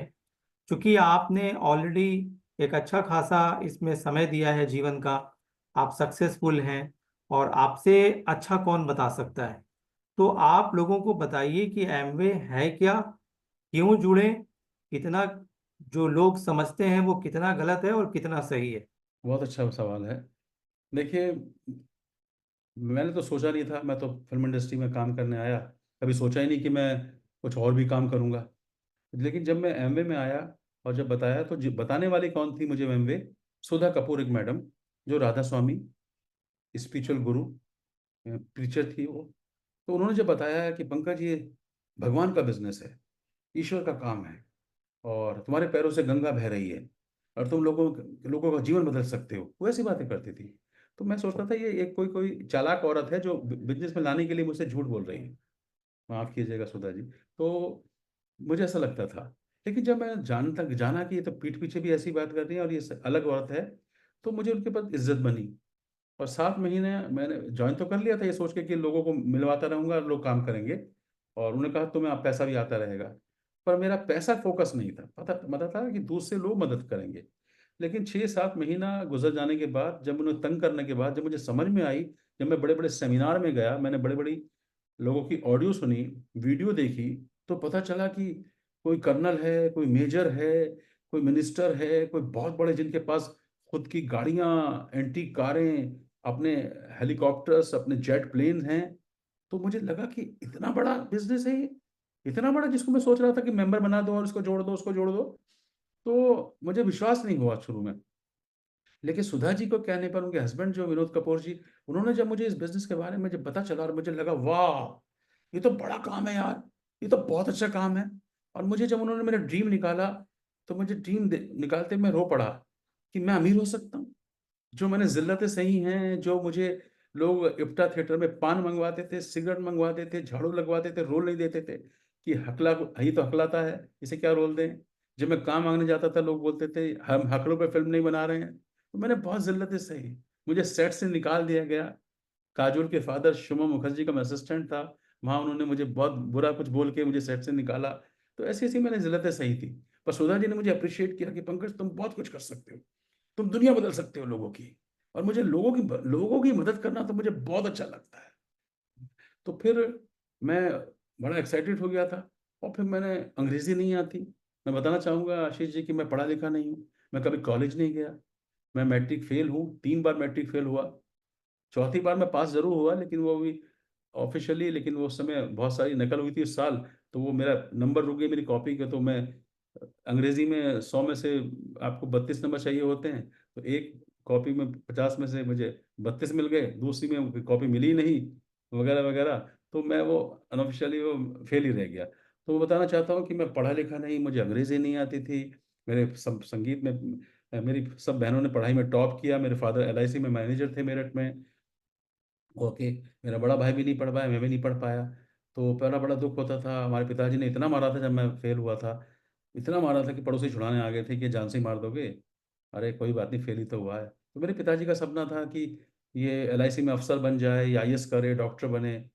लेकिन आज मुझे ये खुशी है कि आज पंकज टिटोरिया जो मैट्रिक में 3 बार फेल हुआ, और जिसको लोगों ने इतनी जिल्लतें, इतनी बेइज्जती की, आज एमवे के जरिए मैं आज हजारों, लाखों, लाखों क्या बोलूं, लाखों तो हजारों लोगों के, मैं डॉक्टर्स को पढ़ाता हूँ। मैं कलेक्टर हूँ, चाहे मिनिस्टर हूँ, चाहे मैंने कोई महकमा साइंटिस्ट हूँ, आज मेरे स्टूडेंट्स हैं जिनको मैं टीच करता हूँ। तो वो मतलब पढ़ाया मैंने कि तुम कैसे पैसे सिक्योर हो सकते हो। तो वो खुशी है कि आज मेरे पिताजी ऊपर से बैठ के देखते होंगे कि जिस बेटे को मैंने इतना मारा था, आज वो मेरा बेटा कामयाब हुआ और लोगों को पढ़ा रहा है ना। तो मुझे आज गम नहीं है कि मैं मैट्रिक फेल हुआ। तो मुझे एमवे के जरिए, जो मुझे एमवे में दिखा, जो मेरे को दिखाया गया, जब मैं ये बोलूंगा कि एमवे का एक मैसेज भी है मेरे बातों से, कि अगर कोई आदमी एमवे करना चाहता है या कुछ भी काम करना चाहता है, दूसरी नेटवर्क मार्केटिंग कंसेप्ट बहुत अच्छा है, पर इसको मिसअंडरस्टूड किया गया है, इसे समझा नहीं गया इस कंसेप्ट को। जैसे लोग किसी के बारे में कुछ भी बोल देते हैं, पर जब तक आप जानेंगे नहीं तो कैसे पता चलेगा। तो पहले जानो, पढ़ो, सोचो, समझो, और फिर आओ इसमें। तो मैंने इसकी पूरी तहकीकात की कि ऐसे कैसे हो सकता है यार, ये क्या कह रहे हैं ये लोग स्टेज से आके। मुझे लगता था स्टेज पे जो लोग आते हैं इनको पैसे दे के बुलाया जाता है, और ये झूठ बोलते हैं यहाँ पर जब मैं आया तो मेरे बारे में भी लोगों ने ऐसे कहा कि तुम ऐसे हो, फिर मुझे समझ में आ गए। तो इंडिया एमवे का पूरा रुख मोड़ने वाला शायद मैं इंसान ऐसा रहा कि मैं देसी जबान में एमवे का बिजनेस करता करता हूँ। मैंने हमेशा एमवे का प्लान को बहुत सिंपल कर दिया। लोग अंग्रेजी में बात करते थे, लोग सेमिनार करते थे अंग्रेजी में। मैं वो पहला इंसान था जिसने कहा खड़े होकर कि नहीं, हिंदी में बात कीजिए, अगर आपको लोगों के दिलों तक पहुंचना है तो आपको हिंदी में बात करनी पड़ेगी। तो मैंने ये सब किया, और दिल से किया एकदम, बिल्कुल नहीं कोई झूठ फरेब नहीं, कुछ नहीं, ऐसा नहीं, एकदम कि सच्चा सच्चा सच्चा काम करेंगे, सक्सेस मिले ना मिले। इसलिए मैं कामयाबी बहुत जल्द, 2 साल में मैं एमरल्ड हो गया था। तो मुझे एमवे में जब मैं आया, तो एमवे में मैंने जो अच्छी अच्छी बातें देखी, वो मुझे बहुत मुतासिर करी, इम्प्रेस कर गई। इसके प्रोडक्ट्स, क्वालिटी प्रोडक्ट्स, किसी का कैंसर में हेल्प हो रही है प्रोडक्ट्स में, किसी की डायबिटीज़ में हेल्प हो रही है ना। ये कोई दवाइयाँ नहीं हैं, सब्स्टिट्यूट नहीं है उनका, लेकिन उसमें हेल्प मिलती थी उनको। और मैं बोलता था, हमेशा आज भी बोलता हूँ कि एमवे के प्रोडक्ट यूज़ करने के लायक नहीं, पूजने के लायक है, क्योंकि प्रोडक्ट्स बहुत अच्छे हैं और क्वालिटी में लोग बिलीव करते हैं। 70 साल लोग हो गए एमवे में, लोगों को 70 साल से पुरानी कंपनी है, इतनी कंट्री में है, हमारा बिजनेस आज बहुत सारी कंट्री में भी है और हिंदुस्तान के तो हर कोने में है। तो मैंने जो एमवे बिजनेस किया आज भी उसके बाद रिस्पेक्ट है, दिल से किया, वो दिल से परमात्मा ने करवाया और हमने दिल से किया। आपको बताने में मुझे बताना चाहूँगा कि बहुत सारी कंपनियां आती हैं, आप जानते होंगे, तो बोलते हैं आप हमारी कंपनी में आ जाइए। वो पैसे का लालच देते हैं कि लोगों को तो पैसा ही दिखता है, सफलता मतलब पैसा, सफलता मतलब घर, सफलता मतलब गाड़ी। मेरे लिए इन चीज़ों की वैल्यू नहीं थी, आज भी नहीं है इन चीज़ों की वैल्यू, है ना। मेरे पास मुझे कुछ नहीं आता था, है ना, मैंने सब चीज़ सीखा। तो मेरे लिए था कि किसी के घर में इनकम आ रही है क्या, ये ऑटो रिक्शा वाला अमीर हो सकता है क्या। तो हमारी टीम में ऐसे ऐसे लोग हैं जिनके स्टूडेंट्स, कोई दारू पी रहा है 20 साल का 19 साल का लड़का, किसी ने के बाप ने बेदखल कर दिया उसको, और वो एमबीए में आया तो उसने दारू छोड़ दी, वो माँ बाप की इज्जत करने लगा। तो ये जो चीज़ें थी ना, मुझे मॉरल वैल्यूज़ की जो वैल्यू थी, मॉरल वैल्यूज़ की जो मैंने थी ना, वो बहुत ज़्यादा मुझे इम्प्रेस किया चीज़ ने, अच्छे अच्छे लोगों को देखा। तो मुझे बड़ी बड़ी इतनी बातें हैं कि मैं सवेरे तक बात कर सकता हूँ इसके बारे में, इसका आप पूरा एपिसोड अलग भी कर सकते हैं। लेकिन मुझे बहुत खुशी है। तो एमवे बिजनेस एक कमाल का बिजनेस है, इसको समझने की ज़रूरत है। अगर कोई आदमी नेटवर्क मार्केटिंग करना चाहता है तो हर इंसान को अपनी चिप को पहचानना होगा। चाहे वो बॉलीवुड में आ रहा है तो अपनी चिप पहचानिए। एक परमात्मा ने आपको कुछ ऐसी चीजें दी हैं जो किसी और को नहीं दी। जो अमिताभ कर सकते हैं वो शाहरुख खान नहीं कर सकते, जो शाहरुख कर सकते हैं वो अमोल पालेकर नहीं कर सकते। परमात्मा ने हर किसी को अपनी अपनी चिप दी है, तो अपनी चिप को पहचानना बड़ा ज़रूरी है ना। तो इसलिए चाहे बॉलीवुड में आइए, पहचान के अपने आइए, आप कौन है। एक मैं बोलता था स्टेज से पना होता है, एक अमिताभ पना, एक शाहरुख पना होता है। आपका पना क्या है? पंकज का पना, पंकज जो कर सकता है वो मैं ही कर सकता हूँ, कोई दुनिया का परमात्मा कोई करवा नहीं सकता किसी से। तो अपने आप को पहचानो। एमवे में आ रहे हो, नेटवर्क मार्केटिंग में आ रहे हो, किसी कंपनी में आ रहे हो, उसको देखो, सोचो, समझो। दूसरा जो आपको मेंटरशिप मिलती है, मेंटरशिप का बहुत बड़ा रोल है मेरी लाइफ में भी। पहले मेंटर तो आपके परमात्मा भगवान बना के माँ बाप को भेजता है। तो एक तो मैं एक मैसेज हमेशा देता हूँ कि जिसने माँ बाप को इज्जत कर ली, सम्मान दे दिया उसको और केयर कर ली, उससे बड़ा तो कोई हो ही नहीं सकता। सब जगह सफलता मिलेगी। और जिसने माँ बाप का दिल दुखाया उसे कहीं सफलता नहीं मिलेगी। उसके बाद आपका मेंटोर जो है उसको सबमिट कर दो, वो जो कहे वो करो। मैं जब अपलाइन को प्रमोट करता था, लोग बोलते थे इतना प्रमोशन करते हो तुम तो कुछ ज़्यादा ही बोलते हो। मैंने कहा बहुत कम बोलता हूँ भाई। तो मैं अपनी लाइफ में आज जो भी कुछ हूँ, सुधा कपूर, विनोद कपूर, उनका नाम हमेशा लेता रहूंगा। और मेरे कंट्री मेंटोर जो हैं एमवे में, सुमित एंड तान्या बहादुर, उन्होंने हमको जो सिखाया, व्यवहार जो सिखाया, व्यवहार, असली चीज़ व्यवहार जो सिखाई, लोगों से क्या बात करनी, कैसे बात करनी है। फिर मैंने पढ़ना शुरू किया। मैंने कोर्स की किताबें नहीं पढ़ी, लेकिन मेरे घर में एक लाइब्रेरी है जब मैं अच्छी अच्छी किताबों का मेरे को शौक रहा। The magic of thinking big and think and grow rich, है ना, you can win, Shiv Khera, और बहुत अच्छी अच्छी किताबें है ना मेरी लाइफ में। कबीर की अनुराग सागर जो मैं बहुत प्रमोट करता हूँ कि किसी को समझना है दुनिया को, कि दुनिया कैसे बनी क्या नहीं, तो अनुराग सागर पढ़िए। तो किताबों का महत्व मुझे समझ में आया। और मैं किताबें हाईलाइटर से पढ़ता हूँ, कि मैं हाईलाइट कर लेता था, फिर हाईलाइटर से पढ़ता था। और मैं देसी आदमी हूँ तो मैं अपनी बातों को देसी जबान में ही लोगों को डिलीवर करता था और करता हूँ आज भी। तो अपना जो मैसेज है ना, मुझे वो बड़ा अच्छा लगता है कि जो जब जब आप आपका अपना संदेश लोगों तक पहुंचाते हैं तो चीजें बदलती हैं। जब आप पढ़ते हैं ना, तो अंदर चीजें बदल रही होती हैं कि आप उसको अमल इम्प्लीमेंट करते हैं। Okay, readers are leaders, leaders are readers, है ना। तो चीजें जब बदलती है ना अंदर, तो बदलाव जो लाते हैं समाज में। तो जो एमवे के जरिए लाखों लोगों की जिंदगियां बदली है ना, वो एमवे एमवे को महान बनाता है। इन प्रोडक्ट से किसी का कैंसर में हेल्प हो गई, किसी की डायबिटीज में हेल्प हो गई, किसी के पैर कटने वाले थे वो बच गए। अगर इनको समझा जाए प्रोडक्ट्स को, तो आपको पता चलेगा कि एमवे क्या है। अगर कोई भी कंपनी अगर हिट होती है, उसके प्रोडक्ट की वजह से होती है, प्रोडक्ट्स हैं। ये कोई चिट फंड नहीं मनी सर्कुलेशन स्कीम नहीं है कोई, कि आप इसको सोचेंगे रातों रात अमीर हो जाएंगे। नहीं, आपको मेहनत करनी है, सबमिशन देना है, समझना है, और लॉन्ग टर्म थिंकिंग थोड़ा रखिएगा। 3 से 5 साल का होंगे तो शायद आप सिक्योर्ड होंगे। अगर बिजनेस आपका सिक्योर्ड है तो आपको रॉयल्टी आएगी, या रॉयल्टी मतलब जो एक पैसा बिजनेस से आता रहेगा, आता रहेगा, आता रहेगा, आपकी जनरेशन को भी जाएगा पैसा, अगर आपका बिजनेस स्टेबल है। तो वो सब चीज सोचने वाली है। तो एमबीए मेरे लिए बहुत बड़ी चीज है ना। उसकी वजह से ही आज हमारे बच्चे आज नौकरी नहीं करते किसी की, उनको रेज्यूमे नहीं बनाना पड़ा। आज वो अपनी जिंदगी जी रहे हैं, जो भी है ना। वैल्यू सीखे हैं। आप जो उनसे बात करेंगे तो हमारे घर में बच्चे नमस्कार ही करेंगे, हाय हम्म। नहीं करेंगे। हम्म। ये सब चीजें जो है ना, ये हमारे जो सिद्धांत जो सीखे हमने एमबी बिजनेस हम्म। से, हर हम्म। किसी को, स्टूडेंट्स को तो ये बिजनेस करना ही चाहिए। हम्म। और हर माँ बाप को इस बिजनेस को समझिए। लोग कह देते हैं, और कभी भी ना किसी को ना बिना कहे अरे कुछ नहीं, अरे बेकार की चीज है, ये नहीं कहना चाहिए। आप अगर किसी का अच्छा नहीं कर सकते, बुरा भी मत कीजिए, है ना। तो अगर आपके सपने हैं, और सपने बड़े हैं, ये बड़ी बात नहीं है। सपने, उन सपनों तक कितने दिन जिंदा रह सकते हो। लोगों की मदद करने का जज्बा अगर आपके अंदर है, आप ऑनेस्ट हो सकते हैं। हमने सच बोलना सीखा। हम सारी जिंदगी झूठ बोलते रहे, गलत काम करते रहे। हमारे गुरु से ने कहा, कोई बात नहीं पंकज, छोटा बच्चा तो अपनी शिट खा लेता है जब बच्चा होता है जाने में, कोई बात नहीं, जो हुआ तो हुआ, जाने दीजिए, अब तो आगे से मत करना। तो हमने 1 मई 2020 से सच बोलना स्टार्ट किया। तो आज अपनी जिंदगी का टोटल बदल चुके हैं पूरा। तो हम बल्ले बल्ले बहुत खुश है। परमात्मा थैंक यू कि आपने हमें उस युग में पैदा किया जिस युग में हमको बिजनेस मिला, हमें मेंटोर मिले, हमें अच्छे अच्छे लोग मिले, आप जैसे लोग मिले। तो हम बहुत शुक्रगुजार हैं परमात्मा। शुक्राना शुक्राना शुक्राना शुक्राना। तो एमबी बिजनेस को समझ के आना चाहिए। आज इस मैसेज को जब लोग देखेंगे, आपको सुनेंगे, तो बहुत सारे लोग आपका भी शुक्राना करेंगे। खासकर वे लोग, ऐसे कई लोग होते हैं जब किसी खास जगह जाना होता है, बोलना होता है, कहते हैं भाई मुझे अंग्रेजी नहीं आती, मोटिवेशनल स्पीकर बनना चाहता हूँ।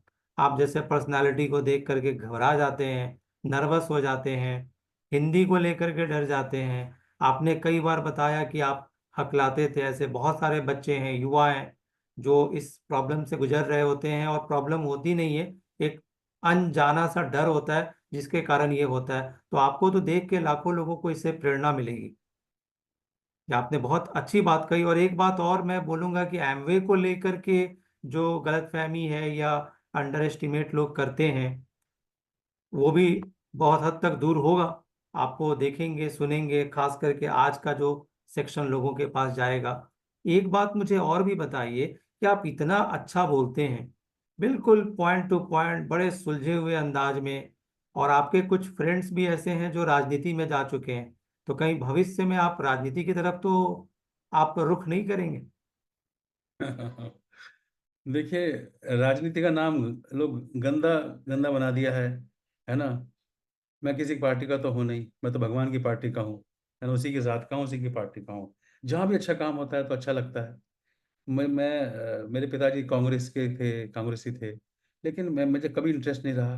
पर अच्छी चीज़ सुनने में मुझे अच्छा इंटरेस्ट रहा। मैंने पहली बार जब एमवे में किसी की डायमंड ने बताया कि हाँ गुजरात में एक आदमी है, दामोदर दामोदर मोदी, वो अच्छा काम करते हैं। मैंने नरेंद्र कहा अच्छा, दामोदर दास मोदी जी। दामोदर दास मोदी, वो हम्म। अच्छा काम करते हैं, पहली बार सुना हमने कोई। 15 एक साल पहले शायद होगा। तो मैंने कहा अच्छा, बोले ये काम करते हैं, ये काम करते हैं। तो मुझे वो किस पार्टी से, ये नहीं था, ये था अच्छा काम करते हैं, बढ़िया बात है। फिर उनको सुना, अच्छा लगा।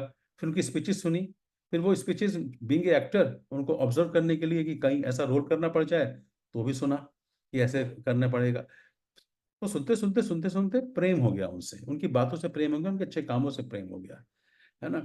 फिर मुझे लगा कि अगर, फिर लोग आज भी पॉलिटिक्स को गाली देते हैं, मोदी जी को भी गाली देते हैं, किसी और को भी गाली दे रहे हैं। ये गालियां देने का जो सिलसिला है ना हमारे हिंदुस्तान में, या एक नेचर जो होती है एक आदमी की, कि अब बिना सोचे समझे किसी के बारे में कुछ भी बोल देना। हमारी फिल्म इंडस्ट्री में, अरे इसका उससे चल रहा है, उसका इससे चल रहा है, उसका इससे चल रहा है, कोई किसी का कुछ नहीं चल रहा, पर बोल रहे हैं। शाहरुख खान की बुराई हो रही है, अमिताभ बच्चन की बुराई हो रही है, मैं एक जनरल बात कह रहा हूँ। तो बुराई नहीं करनी चाहिए किसी की। हम लोग है ना, अगर हम अपने, जो भी जिसको भी धर्म को मानते हो, शास्त्र को पढ़ते हो, गुरु को मानते हो, अगर उनकी बातों को मान लें तो हम लोग बहुत अच्छे सुधर सकते हैं। फिल्में भी हमारे समाज सुधारक हैं। फिल्में बहुत अच्छी अच्छी हैं। आज के ज़माने में जहाँ नेटफ्लिक्स जैसा ज़माना आ गया है, बहुत दुख होता है कि बच्चा क्या देख रहा है, क्या उससे शिक्षा ले रहा है। गंदी गंदी, आप विश्वास कीजिएगा, मेरे मेरे को गंदे सीन्स बर्दाश्त ही नहीं होते आज। पहले जरूर थे, जिसे जिसको हम चटकारे लेके सुनते थे, समझ ही नहीं थी। लेकिन जब से हम इस लाइन में आए, एमवे में आए, एमवे के मॉरल वैल्यूज सीखे, सुधा कपूर जी ने, सुमित बहादुर जी ने जब हमें करके दिखाया, तो फिर हमें लगा नहीं यार, तुम पंकज दुनिया के हीरो हो। तुम्हें लोग देख के लोग शराब छोड़ देते हैं, सिगरेट छोड़ देते हैं, अगर तुम ही ऐसे काम करोगे तो सोचो, सोचो कि तुम देख रहे हो और तुम्हें कोई पकड़ ले तो कैसा लगेगा। तो हमने फिर दिल से बदले, दिल से उन चीज़ों को छोड़ा। तो आज भी बर्दाश्त नहीं होता, अच्छी अच्छी चीज़ें आती हैं हमारे ये अपने प्लेटफॉर्म जो है, सोशल प्लेटफॉर्म पर, या बहुत अच्छी अच्छी फिल्में हैं, अच्छा अच्छा काम देखो। तो मैं ये मैसेज देना चाहता हूँ। मैं आज हम लोग मैं यही सिखाता हूँ, पढ़ाता हूँ लोगों को आज भी। मैं किसी ऑटो में बैठूँ तो बोलता हूँ, तुमने प्रेमानंद जी को सुना है? बोले नहीं। मैंने कहा डाउनलोड करो, प्रेमानंद जी को सुनो, उनकी बातों को सुनो। तुमने अनुराग सागर सुना है? नहीं। कबीरदास को जानते हो? हाँ सुना है, बचपन में पढ़ा है। पर जानते हो कि हम कौन है, कहाँ से आए हैं, कहाँ जाना है, मोक्ष क्या होता है? स्पिरिचुअल बात जब करता हूँ, बोलते अच्छा। तो मुझे ना अपनी बात जो सच है या मुझे जो सच लगती है, वो लोगों तक पहुंचाने में अच्छा लगता है। तो पॉलिटिकल मुझे मुझे पसंद है, ये बातें मुझे उनकी सुननी। और मैं अभी दिल्ली में सरकार बनी तो मुझे मैंने मैंने परमात्मा से प्रार्थना करी कि जो भी भेजना, जिसको भेजना, अच्छा अच्छे लोग आने चाहिए। क्योंकि किसी ने नाम खराब कर दिया, कैसा कर दिया, दिल्ली वल्ली वैसे कर दी, वगैरह वगैरह। तो मुझे मुझे अच्छी बातों से है। ऐसा नहीं कि मैं पॉलिटिक्स में जाऊंगा तो ही होगा। पर जहाँ मुझे एक मैसेज मिलेगा, जहाँ मेरे पास लोग मिलेंगे कुछ कहने के लिए, तो मैं ज़रूर आगे आके उस बात को ज़रूर कहूँगा, है ना। तो ये है, मैंने कोई सोचा नहीं, मैं तो यही चाहता हूँ कि बस मैं अच्छे मैसेजेस देना चाहता हूँ। फिर मेरा तो सपना ये है कि लोग कहते हैं अरे ये तो हो नहीं सकता। मैं मानता नहीं चीज़ को, ये हो नहीं सकता। मैं जब हिंदू मुस्लिम के झगड़े होते थे, दंगे होते थे मेरठ में, मैं रोता था कि लड़ क्यों रहे हैं आपस में, ये क्यों लड़ रहे हैं, ये तो। और चूंकि मेरे बचपन का दोस्त एक तनसीर सईद है ना, और वो आज भी है। अभी 2 दिन पहले मेरे घर से, कल ही तो गया है घर से, मेरे मेरे बचपन का दोस्त है जिसको 50 साल हो गए हैं, मुस्लिम है। पर हमारी दोस्ती शायद शोले और में जय और वीरू की भी नहीं हो सकती। वो तो फिल्मों में दिखाते हैं, पर असली तो हमने जी है दोस्ती। मुझे बड़ा दुख होता था, आज भी दुख होता है जब किसी को कोई मारता है ना, हमने आतंकवादी मार दिए। मैं आशीष जी सच बता रहा हूँ, अपने दिल की बात बता रहा हूँ आपसे। जब कहते हैं ना हमने इतने आतंकवादी मारे गए, अरे मैंने कहा तो थे तो वो इंसान, किसी ने उसको मार दिया, वो था किसी का लाल। ऐसा ये कब तक होता रहेगा ये परमात्मा? मोदी जी कुछ ऐसा करो कि हिंदुस्तान पाकिस्तान एक हो जाए। मैं हमेशा ये प्रार्थना करता हूँ, मुझे नहीं पता ये क्या कब होगा। पर मैं चाहता हूँ कि झगड़े वगड़े बंद हो, अच्छा हो। और किसी को जो किसी के बारे में कोई भी ना बुरा मत बोलो यार। तुमको नहीं पता किस कृत्य से तुम नरक में जाओगे, किस में स्वर्ग में जाओगे। तो इसको अगर समझोगे ना, चाहे आप हिंदू हैं या जो भी जिस या जो भी उसके हैं, आप समझिए कि आपको क्या सिखाया जाता है ना। किसी भी धर्म में अच्छी बातें सिखाई जाती हैं, ये अच्छी बातें लोगों तक पहुंचाओ। अच्छे सपने देखो, अच्छी चीजें करो, आप बहुत कुछ अच्छा कर सकते हैं। एजुकेशन में अच्छा होना चाहिए। तो मैं इस मेरा बस एक ही आज भी मकसद है, कहना है कि एमवे के जरिए बहुत अच्छे काम दुनिया में हो रहे हैं। आप इतने अच्छे अच्छे लोग या अपनी सैलरी 2.5 लाख रुपए की दान कर दी, गरीबों में कंबल बांट दिए, बहुत अच्छे अच्छे। नेटवर्क मार्केटिंग दूसरी कंपनियां भी बहुत अच्छी हैं, और भी कुछ खराब कंपनियां भी हैं, लेकिन अच्छी पर किसी को बिना सोचे समझे गलत मत करो। किसी को अप्रिशिएट करो सबको। अप्रिसिएशन में बहुत बड़ी ताकत है। मुझे अगर सुधा कपूर ने अप्रिशिएट नहीं किया होता, मैं कभी एमवे बिजनेस में नहीं आता। तो अप्रिसिएशन में बहुत बड़ी बात है, मुर्दे में जान डाल सकते हैं ये, है ना। मैं तो पूछता था, सपना आया मुझे कि एक दिन मोदी जी आए मेरे सपने में। तो मैंने कहा मोदी जी से कहा, मोदी जी ने पूछा, पंकज मुझे एमवे बताओ क्या है?" और मैंने ये स्टेज से भी बोला। तो मैंने कहा मोदी जी, जो काम आप पीएम की कुर्सी पर बैठ के कर रहे हैं ना, एमवे वाले या पंकज टिटोरिया वही काम एमवे में कर रहा है। यही काम कर आप क्या कर रहे हैं? आप स्वच्छता पे बात करते हैं, हमारे प्रोडक्ट्स बहुत अच्छे हैं, हम स्वच्छता पे बात कर रहे हैं। आप चाहते हैं कि सब लोग सुखी रहें, अब रोजगार, इतने रोजगार नहीं दे पाते, लेकिन पंकज टिटोरिया के जरिए आज लाखों घरों में इनकम गई। किसी के 5,000, किसी के 10,000, किसी के 15,000, किसी के 25,000। तो ये जो सब चीज़ें हैं, ये एमवे के जरिए हम लोग कर रहे हैं। आप चाहते हैं लोग अच्छे बने, सद्भावना रखें, लोग एक दूसरे से प्रेम करें, हम लोग प्रेम बढ़ा रहे हैं। मैं सोचता था कि यार, मैं स्टेज से ऐसी सी बातें करता था, लोग ऐसे कहते क्या बात करते हो पंकज जी। मैंने कहा अगर सब लोग हिंदुस्तान में अगर चाहते हो ना पाकिस्तान, और अगर ये बिजनेस हो जाए, पाकिस्तान में बिजनेस चला जाए, तो कोई आदमी किसी को मारने जाएगा तो बोलेगा ऐसे मत मारो, ये मेरी डाउनलाइन है। इसे मत मारो, ये मेरा ये अपलाइन है। तो अगर कहाँ फिर नफरत रह जाएगी? तो नफरत को खत्म करो। तो इतना सुंदर बिजनेस है ये, अगर समझ के करें, समझ के। और ये नहीं कि इसको पकड़ लूं, इसको पकड़ लूं, मुर्गा फांस लूं। लोग बोलते हैं मुर्गा फांसने का काम नहीं है ये। तो आप बहुत अच्छा काम कर सकते हैं इसके जरिए। तो ये है। हम्म, आपको मैं जो समझ पा रहा हूँ, आप मुझे करेक्ट करिएगा, इन बातों को सुन करके, प्रेमानंद जी को सुन करके, आप स्पिरिचुअल हो रहे हैं। मैं स्पिरिचुअल हूँ, मैं रिलीजियस नहीं। हम्म। मैं कबीर पंथ में ने कहा है, मैं किसी के। इसमें क्या डिफरेंस है स्पिरिचुअल और रिलीजियस में? देखिए, हमारे शास्त्रों को बहुत बात करते हैं लोग। मैं मोटा मोटी बात कर रहा हूँ, ये मेरा पर्सनल है, क्योंकि किसी का थोपना नहीं है। जो कुछ कोई कुछ भी करता है करे, कोई गलत नहीं है, किसी की भावना नहीं है। मैं चूंकि मैं तो आपको ही बोलूंगा, अनुराग सागर अगर पढ़ेंगे आप, तो आपको समझ में आएगा कि दुनिया क्यों बनी, हम कौन हैं, क्यों अच्छा व्यवहार करना चाहिए, क्यों गलत व्यवहार नहीं करना चाहिए। तो सबके जरिए रास्ते अलग अलग हैं, कोई सी जरिए से सीख रहा है। प्रेमानंद जी का रास्ता, प्रेमानंद जी दुनिया में कितना अच्छा काम कर रहे हैं, लोगों को चेंज कर रहे हैं, यूथ को चेंज कर रहे हैं, बहुत अच्छा काम हो रहा है। तो अच्छे काम मेरे को जरिए ये मिला, मेरे गुरु ने मुझे सिखाया। मेरे गुरु जी ने बोला, पहला काम है सच बोलना, सत्य बोलो। सच बोल नहीं बोलोगे तो नर्क में जाओगे, है ना। पहले पहले लोग सत्य बोलते थे, 10-10 लाख साल उनकी उम्र होती थी, 10-10 लाख साल। ये सुना है हमने। तो ये चीज सुनिए, तो कबीर पढ़िए, समझिए क्या है। वो कबीर कहते हैं ये कि सबसे बड़ा महाकुंभ में अब लोग नहाने वाने गए। मैं उसमें, मेरा विश्वास नहीं है। मेरा विश्वास ये है कि आप किसी का दिल मत दुखाओ, है ना। और तुम महाकुंभ जाके निकल गए, पाप धोने गए हो या गलत काम कर तौबा करने आए, बाहर निकलते फिर गलत काम करो, तो फायदा क्या हुआ उसका, आप चीज का। सबसे बड़ा ये है, किसी के प्रति किसी का दिल मत दुखाओ। मैंने किताब पढ़ी थी, किसी ने बोला था कि काबा मस्जिद मंदिर जला दो, लेकिन किसी का दिल मत दुखाना, है ना। तो तो ये मैं इस चीजों को मानता हूँ। हमारा मंदिर मंदिर में जाना, ये करना, मैं कभी मंदिर प्रेमी नहीं रहा। माफ कीजिएगा, आजकल मंदिर गुड बिजनेस हो गया है, लोग बिजनेस करने लगे हैं हर जगह। तो ये जो है स्पिरिचुअल, ये है कि परमात्मा, कबीरदास जी हों चाहे गुरु नानक हों, और अब्बास भाई ने भी ये बातें की हैं, वो भी जानते हैं संत का क्या महत्व होता है, संत कौन होते हैं, है ना। उन लोगों को पता ही नहीं है। तो जो ध्यान से के जरिए एकांत में परमात्मा को अपने अंदर प्रकट कर लेता है और उससे बातचीत करता है, और जीते जी मोक्ष लेता है, मरने के बाद मोक्ष नहीं, जीते जी मोक्ष ले सकता है, वो हमारे जितने साधु संत आए हैं, वो उनकी शिक्षा है वो। तो ये स्पिरिचुअलिज्म ये समझता हूँ मैं, है ना। तो सबके अपने अपने रास्ते हैं करने के लिए, लेकिन मेरे को ऐसा लगता है, तो मैं नहीं मानता मैं वैसा। मैं हमारा ध्यान से शुरुआत होता है, जीवन 4:30 बजे उठते हैं हम, ध्यान करते हैं, मेडिटेशन करते हैं, और कोशिश कर रहे हैं, पूरे दूध के धुले 100% आज नहीं है, पर हो जाएंगे। We are in the process, we are in the process. तो हमारे ये है प्रोसेस हमारा, कि सब जो है। तो व्यूवर्स, ये थे पंकज टिटोरिया जी, और मुझे उम्मीद है कि आज की बातचीत आपको बहुत पसंद आई होगी। और मैं, आपने समय निकाला, आपने इस इंटरव्यू को देखा, और मैं पंकज टिटोरिया जी को और साथ ही आपको भी मैं थैंक यू बोलना चाहूँगा कि आपने द हिलरी टाइम्स को देखा। और आपसे रिक्वेस्ट करूँगा कि आप अपने लव्ड वंस के साथ इस इंटरव्यू सेशन को जरूर शेयर करेंगे, और कमेंट करके बताइएगा कि आपको यह एपिसोड कैसा लगा। मैं हूं आप सभी का दोस्त, एक कॉमन आदमी, आशीष कुमार। जय हिंद।